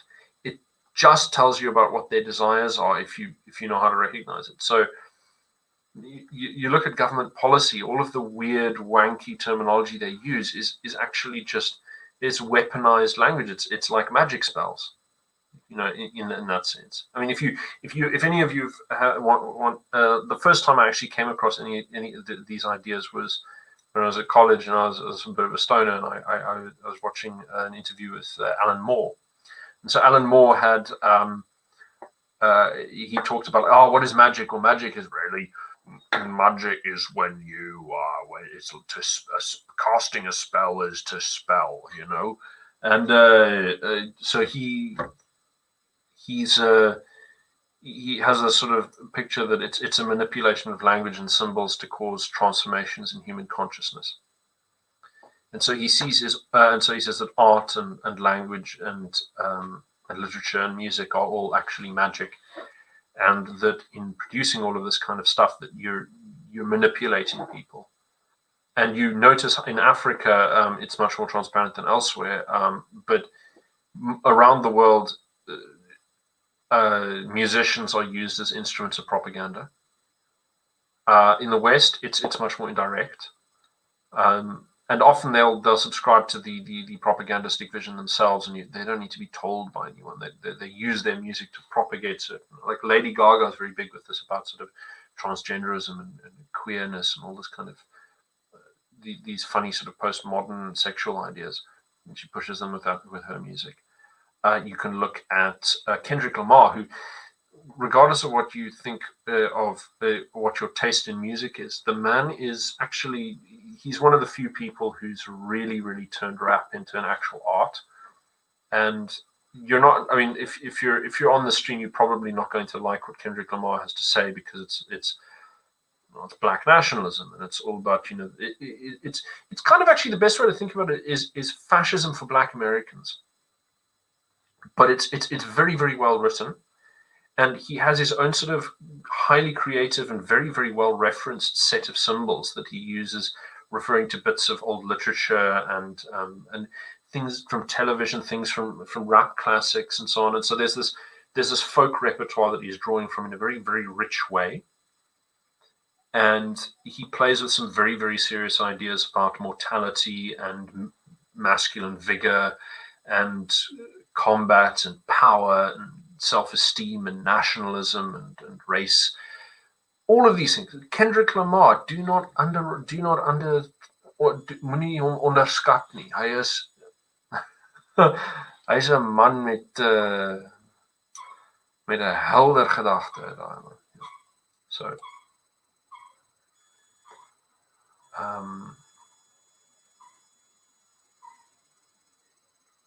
So it's a civic virtue is quite funny as an idea, since it is employing the materialistic view of the civic body politic and blending it with that of the metaphysical physical view of virtue. Sort of. I think it's an identification with the community, and just sort of saying, well, you're doing what is in the interests of the flourishing of the community. I mean, Aristotle deals with that from the word go, and pointing and noticing that it's a metaphysical view of virtue. Yeah, I mean, absolutely. I mean, this man, your sort of archetypal virtue ethicist, he sort of argues that you look at the faculties and the forms of nature, right? You look at the forms that nature represents by studying it, and by studying human nature, you can see what human's real form is, more or less, as good as your faculties can. And by observing that form, you can say, okay, so then if that's its form, then this is its function, because that's what the form does best, is this function. So if it does that function best, then it's supposed to. And the idea is that, form follows function, and virtue is that which refines and it supports the function. And generally speaking, your community, the shape that it has, every community, he believes, has a unique sort of set of needs. And so some will require an oligarchy, some will require a monarchy, some will require a democracy, various forms, right? And each of them, by the way, democracy for him is the degenerate form. What he talks about is a polity. So I like that one. Anyway, every society has its own needs, and it should adopt the forms that best serve the needs of the people, that make them best, that bring out the best of their humanity in them. And so when you look at how the West does things, we're doing it arse backwards. We're dreaming up some kind of a lunatic vision that we've pulled from the ether with no idea where the hell it's coming from, and then saying, we must reshape human beings and change their nature to create a new man that can achieve this dream. It's fucking perverse, actually. And so what you've got in a healthy society, in a healthy political philosophy, is like Aristotle's. What you do is you say, well, what do the human beings need? What do these motherfuckers need? And then you find a way of giving it to them by rearranging society according to what's the material needs in this context, and what we all need belonging, we all need tradition, and so we have these traditions we have inherited. What do we do with them? We have the social arrangement. What do we do with it? And it's you take what you have and you look at what you need and you say, well, how do we deal with that? And it's very, very it's actually very practical and very common sense. And yeah, so I really like Aristotle, as you can tell. I really like virtue ethics. Do you think China and the West will escalate conflict into a hot war in the future? I don't know. I've heard people speculating that they're going to take Taiwan by the end of the year. I mean, shit. Because they're thinking that America actually doesn't have the capacity to actually compete in the Pacific anymore, which might be true, but I honestly don't know. Louis defined right wing. So, guys, don't play with right and left wing. The right is just yesterday's left for the most part. Everything's moving left, because everyone's trying to move from the mathematician to the engineer. The engineer is the one who actually doesn't give a fuck about any of these values and is moving straight to the utopia.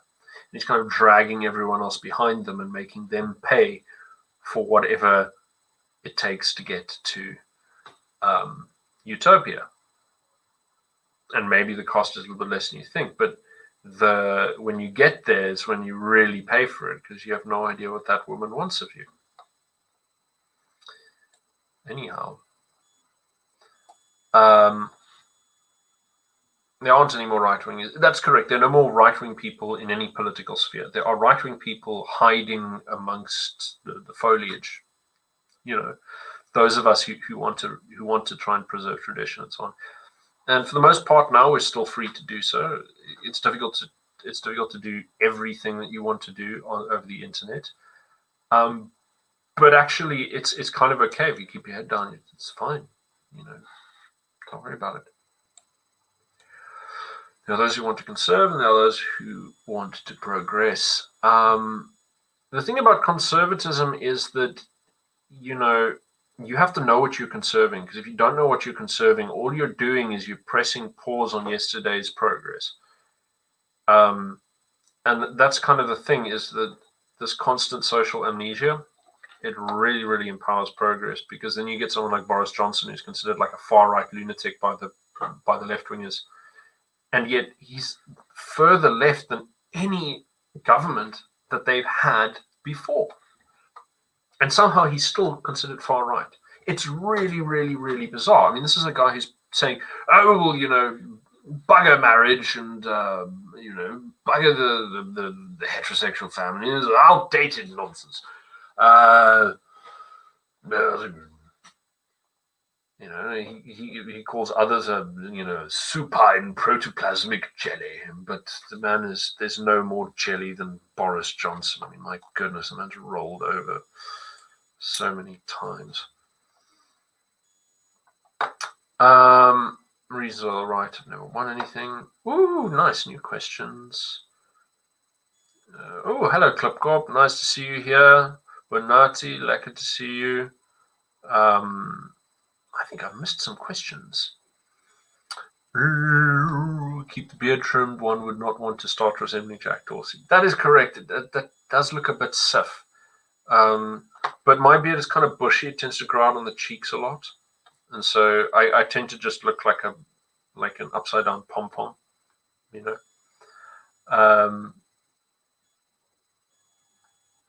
We here in the States would love to arm the world if we knew it was only going to citizens. Gun culture is a good barrier.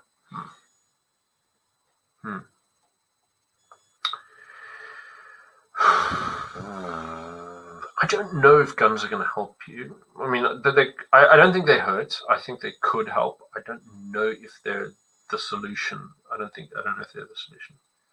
Sideliner opinion says maybe political parties are the problem of modern democracy.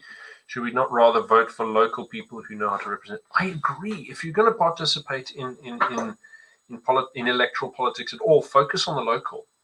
So focus on people that you know personally and are accountable. Like, only vote for independents. If you vote for any political party, any affiliated political party, it's over for you. You have to know the guy, and you have to be able to go to his house and say, what, you know, otherwise it's shenanigans.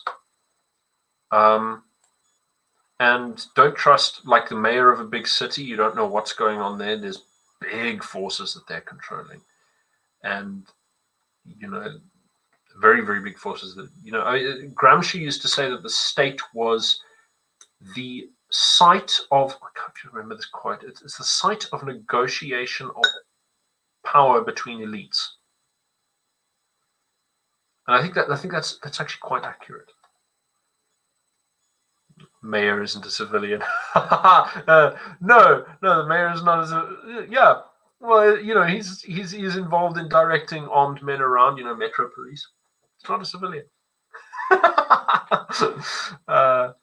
Megabucks are needed to run a political party, which opens the door for corporates to capture them. Well, yeah, but also, you know, even without the megabucks, you've got ideologies, and of course, like, you're right, there's always megabucks, but they're not the only ingredient. You'll notice that a lot of this work stuff that's getting out of hand is not actually great for the profit margin for a lot of companies. It can hurt them. I mean, you look at how absolutely cordycepted have you ever heard there's the Alphabet Union? So that's for, like, Google and so on, and they got together to lobby for, like, increased diversity. So basically, please import more people from other countries into our company that are cheaper to hire than we are.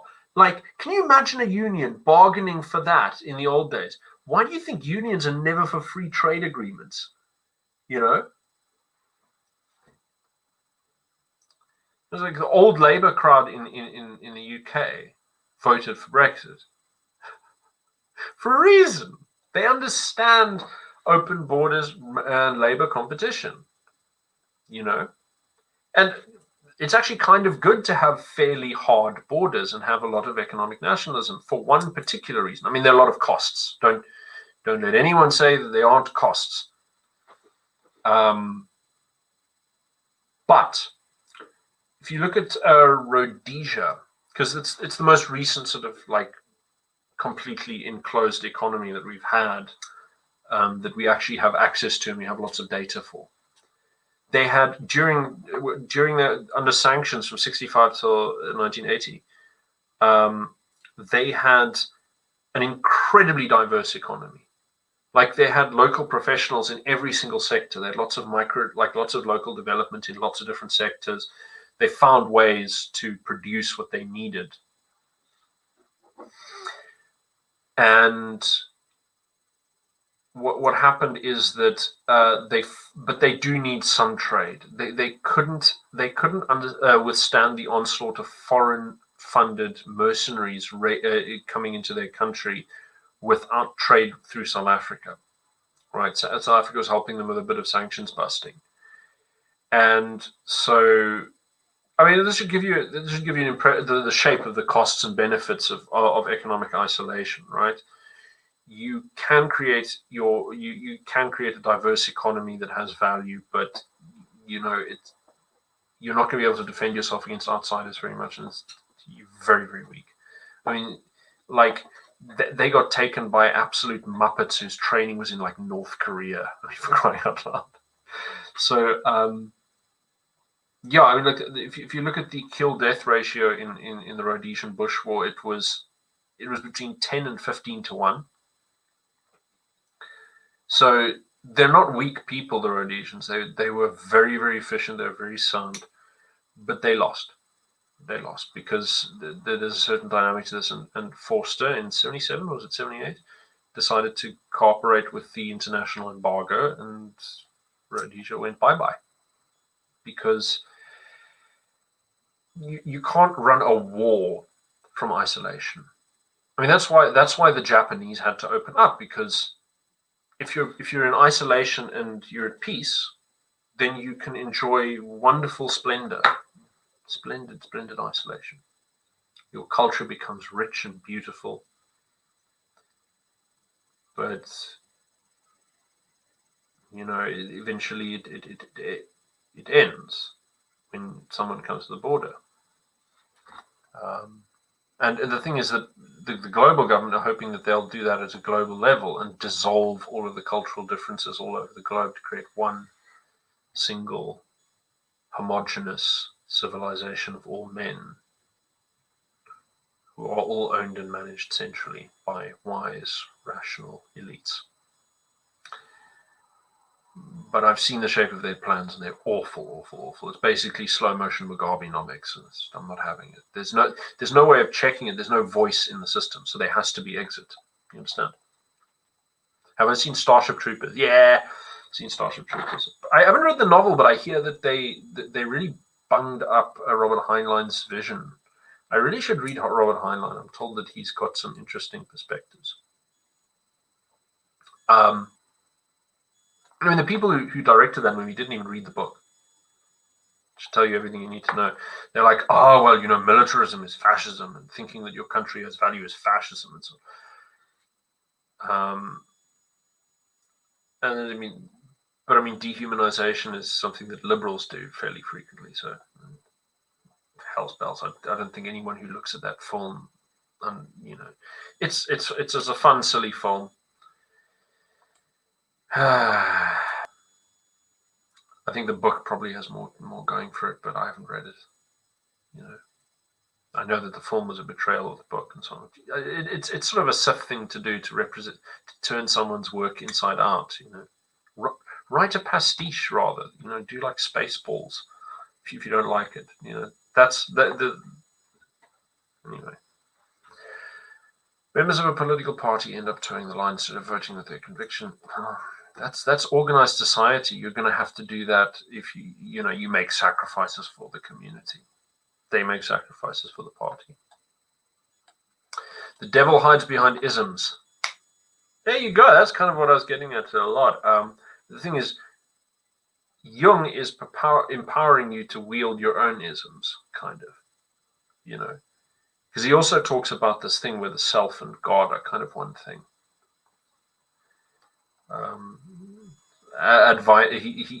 He's an Advaitic an Advaitic master. I have to have a private chat with Right Reaction on how to penetrate the cathedral. I don't think that's a good idea at all. Look, I think if you want to penetrate the cathedral, you have to start with a clean slate. You have to be someone who doesn't seem to have any views of any kind. You haven't left an impression online. You have to be someone who has no traces, and then you have to learn to play their game consciously. So you have to somehow get philosophically awakened and politically wise enough to consciously enter the cathedral without imbibing any of their doctrine. I can't imagine that there are, even a handful of people who can really do that. And I mean, what good would it do? The second that you're found out, your whole life is over. You've built this big thing. I mean, what are you going to do? There are not a lot of people cut out for that.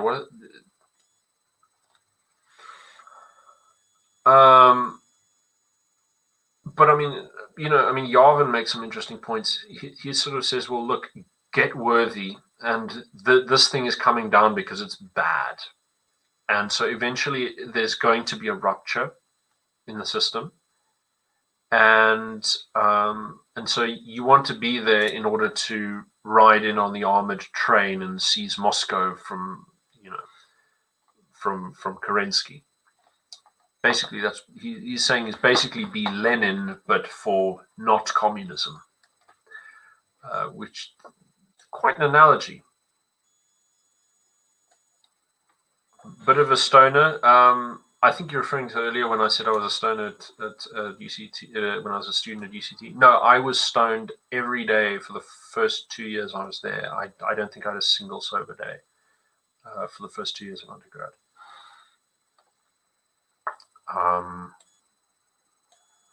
No, I was completely degenerate. I wasn't looking after my health. Like I lost weight. There was one point where I was only 67 kilograms. Like my natural weight is like 85 to 90.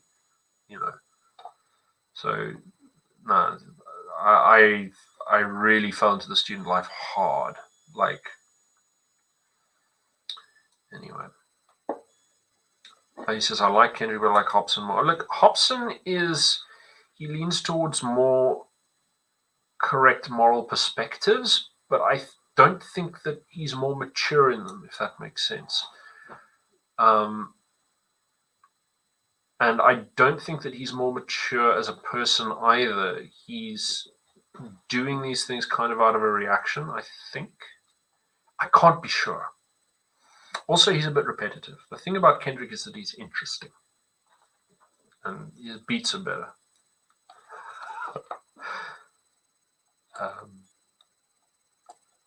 Why do you think collapsing civilizations seem to develop a fascination with hermaphroditism, transgenderism, and the blurring gender boundaries? I don't know if they do. I mean, look, I know that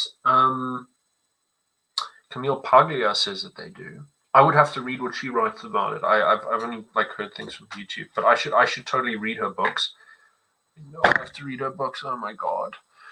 But I don't, because I'm a lazy sod and I keep getting distracted by other things. Like, I'm trying to read this book in French at the moment. And my French is atrocious. You have no idea. Absolute bollocks. I sit there with a dictionary like a fucking dickhead. But it's by a guy called Philippe Muraille. And he wrote this book called Le 19e siècle à travers les âges. And it's about basically how the 19th century defined all of modern society, and we never really left the 19th century. And he says that the 19th century began in 1887 on the 6th of January or some shit. And it was when the cemetery of St. Innocent's Cathedral, which had built up over centuries, collapsed into the church and flooded it with hot melting corpses that had been buried in there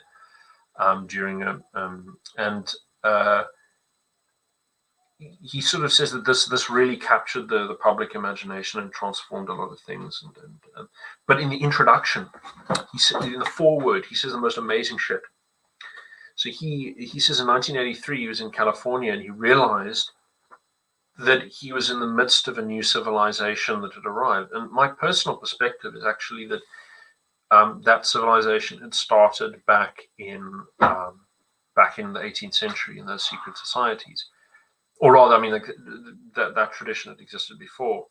And it existed amongst the elites for a long time. And it's come down. But the thing is, it's coming down in the middle of massive chronic inflation that's been going on for generations now. And so all of the wealth of Western civilization is being sort of melted away.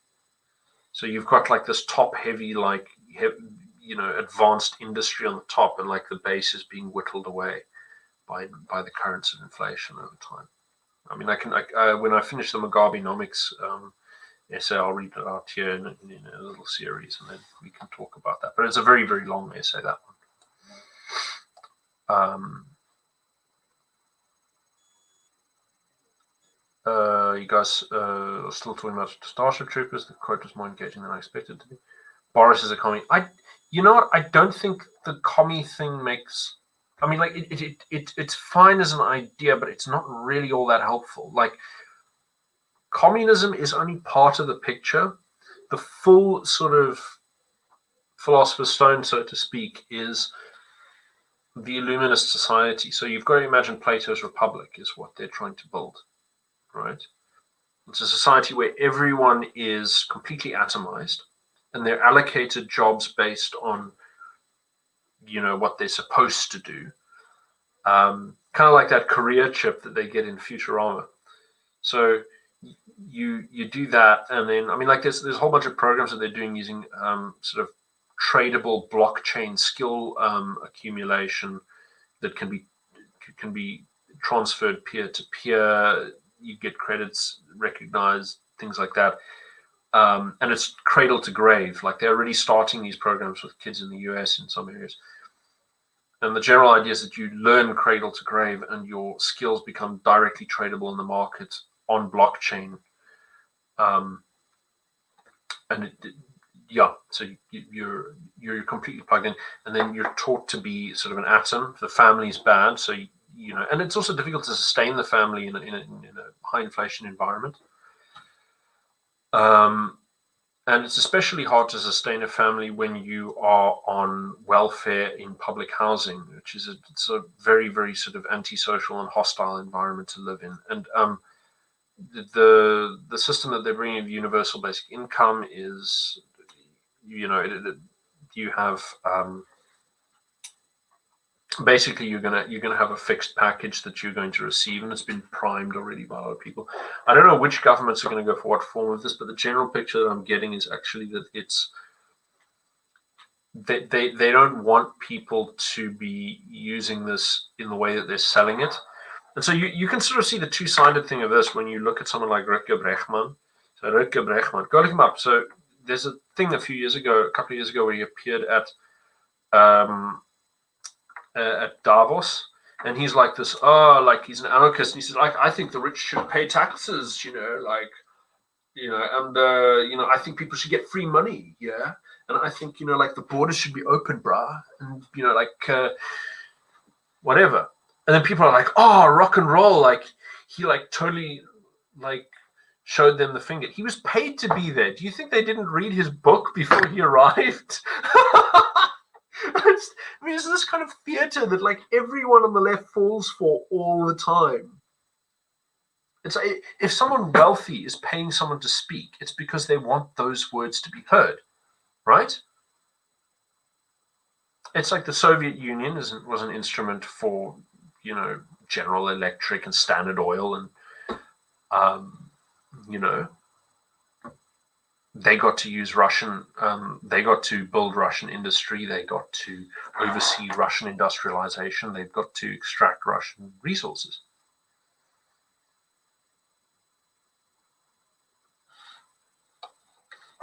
Communism, it serves capitalism it serves big capital as much as anything else does. In fact, it serves it better, because it liquidates everything downstream. It transfers it through the state to these sort of big corporations. So the bigger the state gets, the more it serves monopoly capital. It's like a vampire oligarchy that we have, really. Funnily enough, people who are willing to find a group that can and fight against the global order. Yes, but the way that I think you need to think far longer term than you are now. We have all been trained to think 5 years, 10 years, the rare guys thinking on a 20-year scale. What are you building that's going to last for a century? Because the foundational policies of the Great Reset were discussed at the foundations of the United Nations. No, they were discussed in the upper echelons of the American civil service as far back as 1911, 1913. So, and they were designed, in theory, by the Fabian Society and the Progressive Movement as far back as the 1880s. So, these are people who openly, sort of consciously at the founding of the organizations, is we're going to move slowly enough to take this place in 100 years. We'll do it in a century. And you're telling me you're going to fight people who think on that fucking scale by going, oh, we're going to fight them. No, not going to work.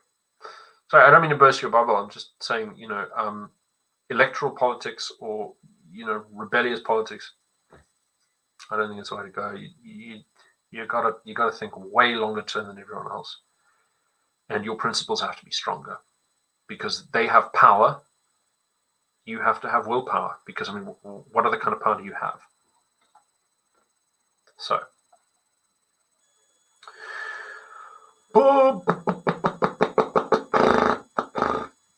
if anyone wants to have a chat, by the way, if anyone wants to get in contact with me through Twitter, please. Unless you have an actual job for me, and then contact me on LinkedIn. Because doing small, low-pay stuff remotely is not all that good. A nice job would be good. So, anyway.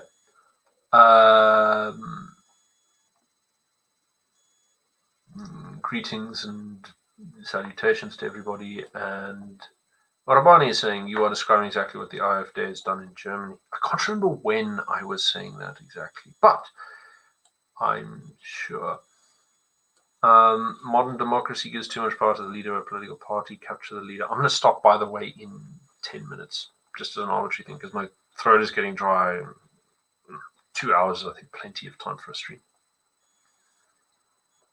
Curtis Yarvin wants the liberal world order, but it's millions of city states. Well, yeah, that's what he wrote about 10 years ago. But what he's talking about is actually much more similar to the primordial thing that I was describing with African chieftains, where you vote with your feet. If you don't like the way some place is, you go live somewhere else. So he wants you to have exit because you don't have voice. Voice is unimportant if you have exit. One or the other.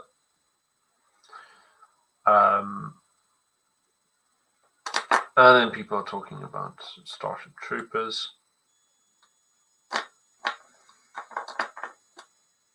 1887. Actually, I think it's actually 1884 was when.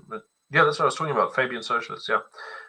Boris is a closet glove. Dude, closet. Bro, he wears the little pin on, the UN, development goals pin on his jacket every time he's in public. He stood and gave a talk with flipping Lynn Rothschild, saying, I promise I'll be a good boy from now on.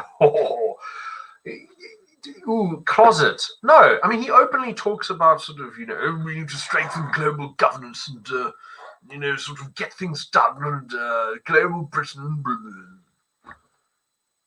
Closet.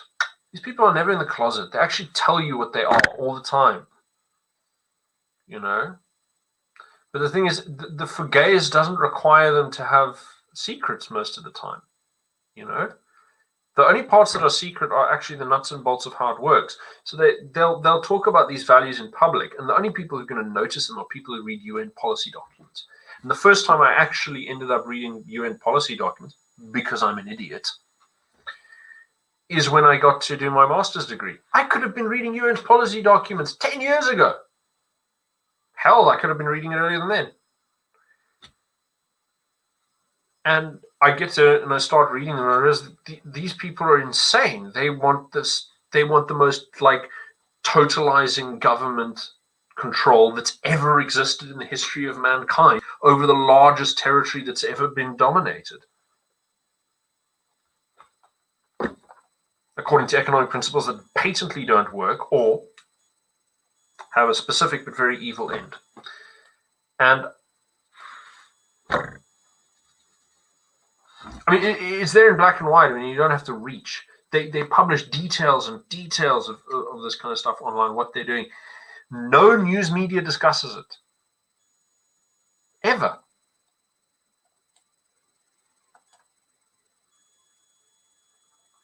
Louis saying the short term is in relation to the current state of the UK. 2024 is the ideal time to get inside the UK Parliament. After that, the demographics will mess any chance up. Yeah, You're not going to win. Nobody's going to win. Okay, you know who's going to win in 2024 is Labour. Keir Starmer is going to be the next Prime Minister of the UK, and there's nothing you can do about it. Absolutely nothing. You're going to have a complete revolution, which will require a complete collapse of the political order in the UK before 2024 if you want to get to do that. And what exactly are you going to do? Are you going to run around bombing the place to try and sort of shake the people awake? No, you can't do that because, well, they've got the most advanced security infrastructure outside of the United States. Everything else in the country is to shit, but they can catch literally anyone they want to, anytime they want to. They have your DNA on file. They know where everyone lives. And they'll starve you to death if they want to. You'll disappear if they want you to. And the UK is, don't mess with the UK. Don't mess with MI5. You think because their crime is out of hand that they can't flex their muscles when they need to. It's not true. Don't try your luck. Don't be a silly bugger. And as for populist revolt, have you looked at what happened to Tommy Robinson? I mean, you people on the far right who want to get things done, who's still in this sort of like combative mode, you don't realize that you're actually part of their mechanism of control. You're the boogeyman that they need to get more power. So go on, you raise your flag and you wave it around, and they just come and get you.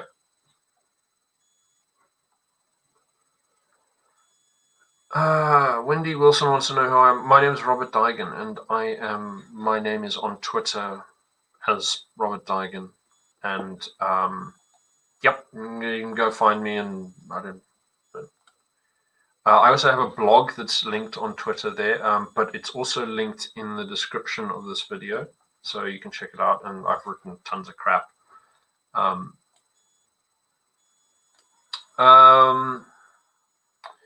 Anti-Marxist says, beg your pardon. Why do you think SA politicians and media avoid ever discussing the union's policies? Well, that's the big mystery. I think it's because they all think it's legitimate. There's like this sort of like narcotic slumber that people live in, where they go, well, we've got to respect international law, and everyone can slightly feel that. So here's the interesting thing. If you want to see something really, really interesting, look at someone like Phil Craig. Phil Craig is lobbying for Cape independence. I don't know where he came from. I don't know what his bag is. He claims to be from my hometown of Wellington. Well, not from there. He's an Englishman who somehow showed up in Wellington, and he's a very sound guy. He's very nice. He's a very decent man by all accounts. I don't know him too well. But when he's talking about seceding from South Africa as the Cape, he always talks about following international law. When the Khmer when sort of like nativists want to grab a bit of like land from the Cape, like some of the sort of Khoi nationalists, they look at these things of like the native bodies in the UN who are going to like help them get a bit of land for usually some arbitrary, usually some whoever gets to the teat of power first. And all power to them. I mean, take what you need. But my perspective is they're being used, and everyone sees this thing as legitimate because they hope that it can give them a slice of power. But when you look at someone like Phil Craig, he's hyper cognizant of where all of these like lines that you can't think are. You watch him in any interview, he's very, very wary of where the lines are. You can't think this, you can't think that, you can't entertain this. And they're not, and to an ordinary person, they'd look at this and go, well, why are you worried about that? That's just like an ordinary observation, right? And the thing is, he knows that you can't fuck with international fucking law. Yaku! Where in the world can one live with the least political interference? Wherever your activities agree most with the political program.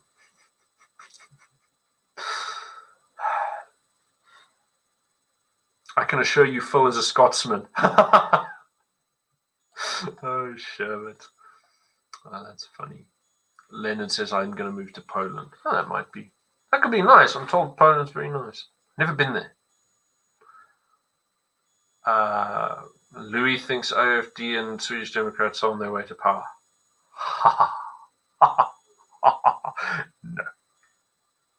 No, they're not going to let the Visegrad countries, the state of the Visegrad countries spread.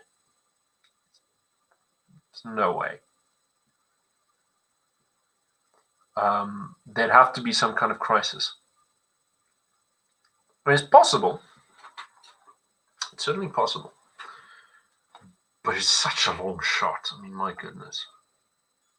Sweden is the epicenter of New World Order nonsense. I mean, the Helsinki conference, the Stockholm conference,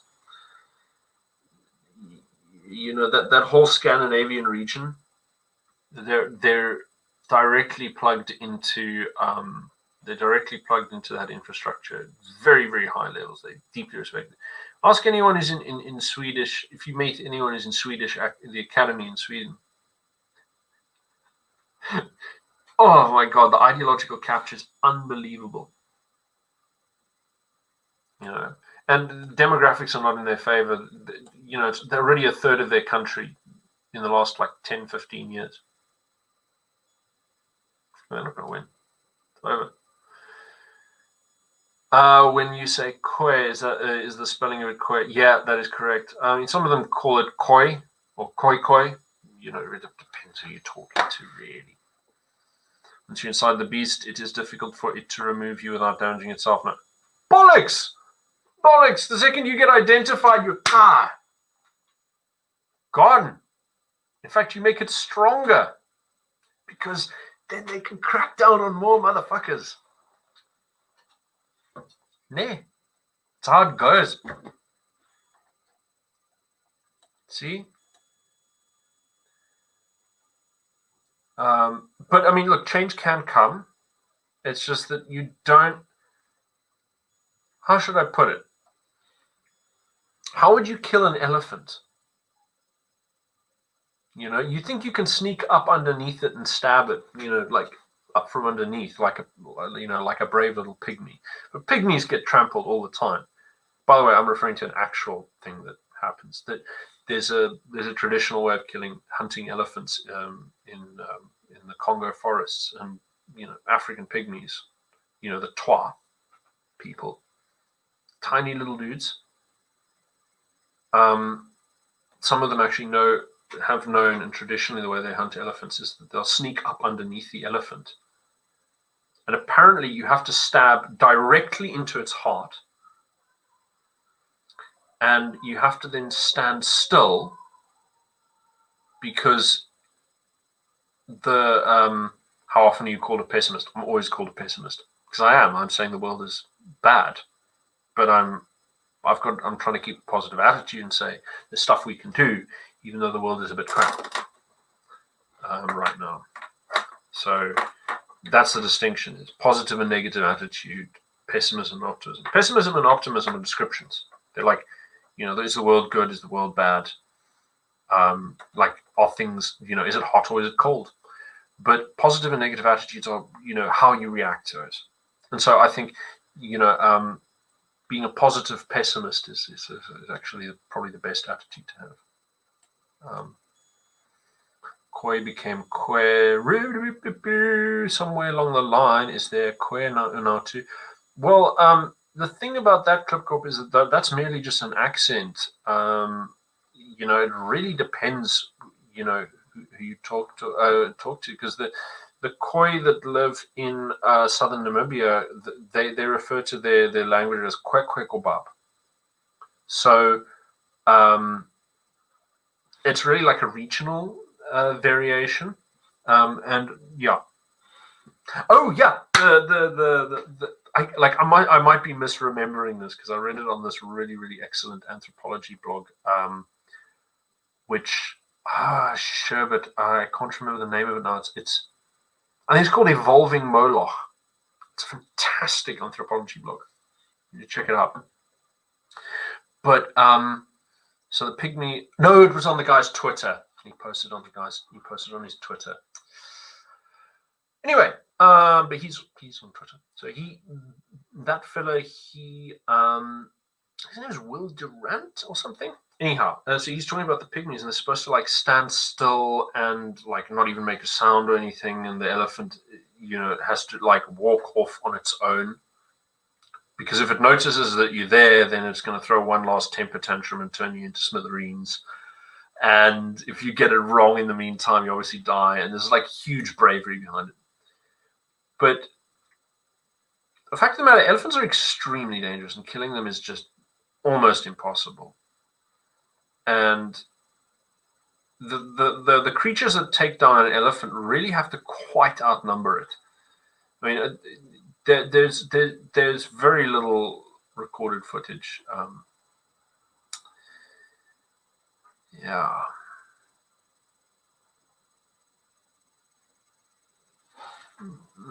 Wait, hold on. Anthony Marxist, you're saying that Trump has been arrested and placed in solitary confinement. Is that what you're saying? I'm actually going to wait for you to respond to this, because I genuinely think this is a wild claim. Let's just see what Trump is. I'm Googling this now because I don't believe it. I'm skeptical.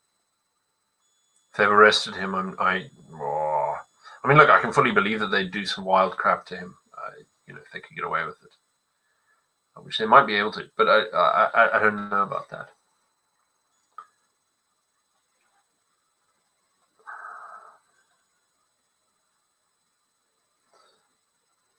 Oh, Tommy. No, Tommy was on. Wasn't he interviewed on Germ's channel recently? That's Germ Warfare. Jeremy Nell. He was interviewed on that channel recently, like this week or something. So I don't know, Tommy.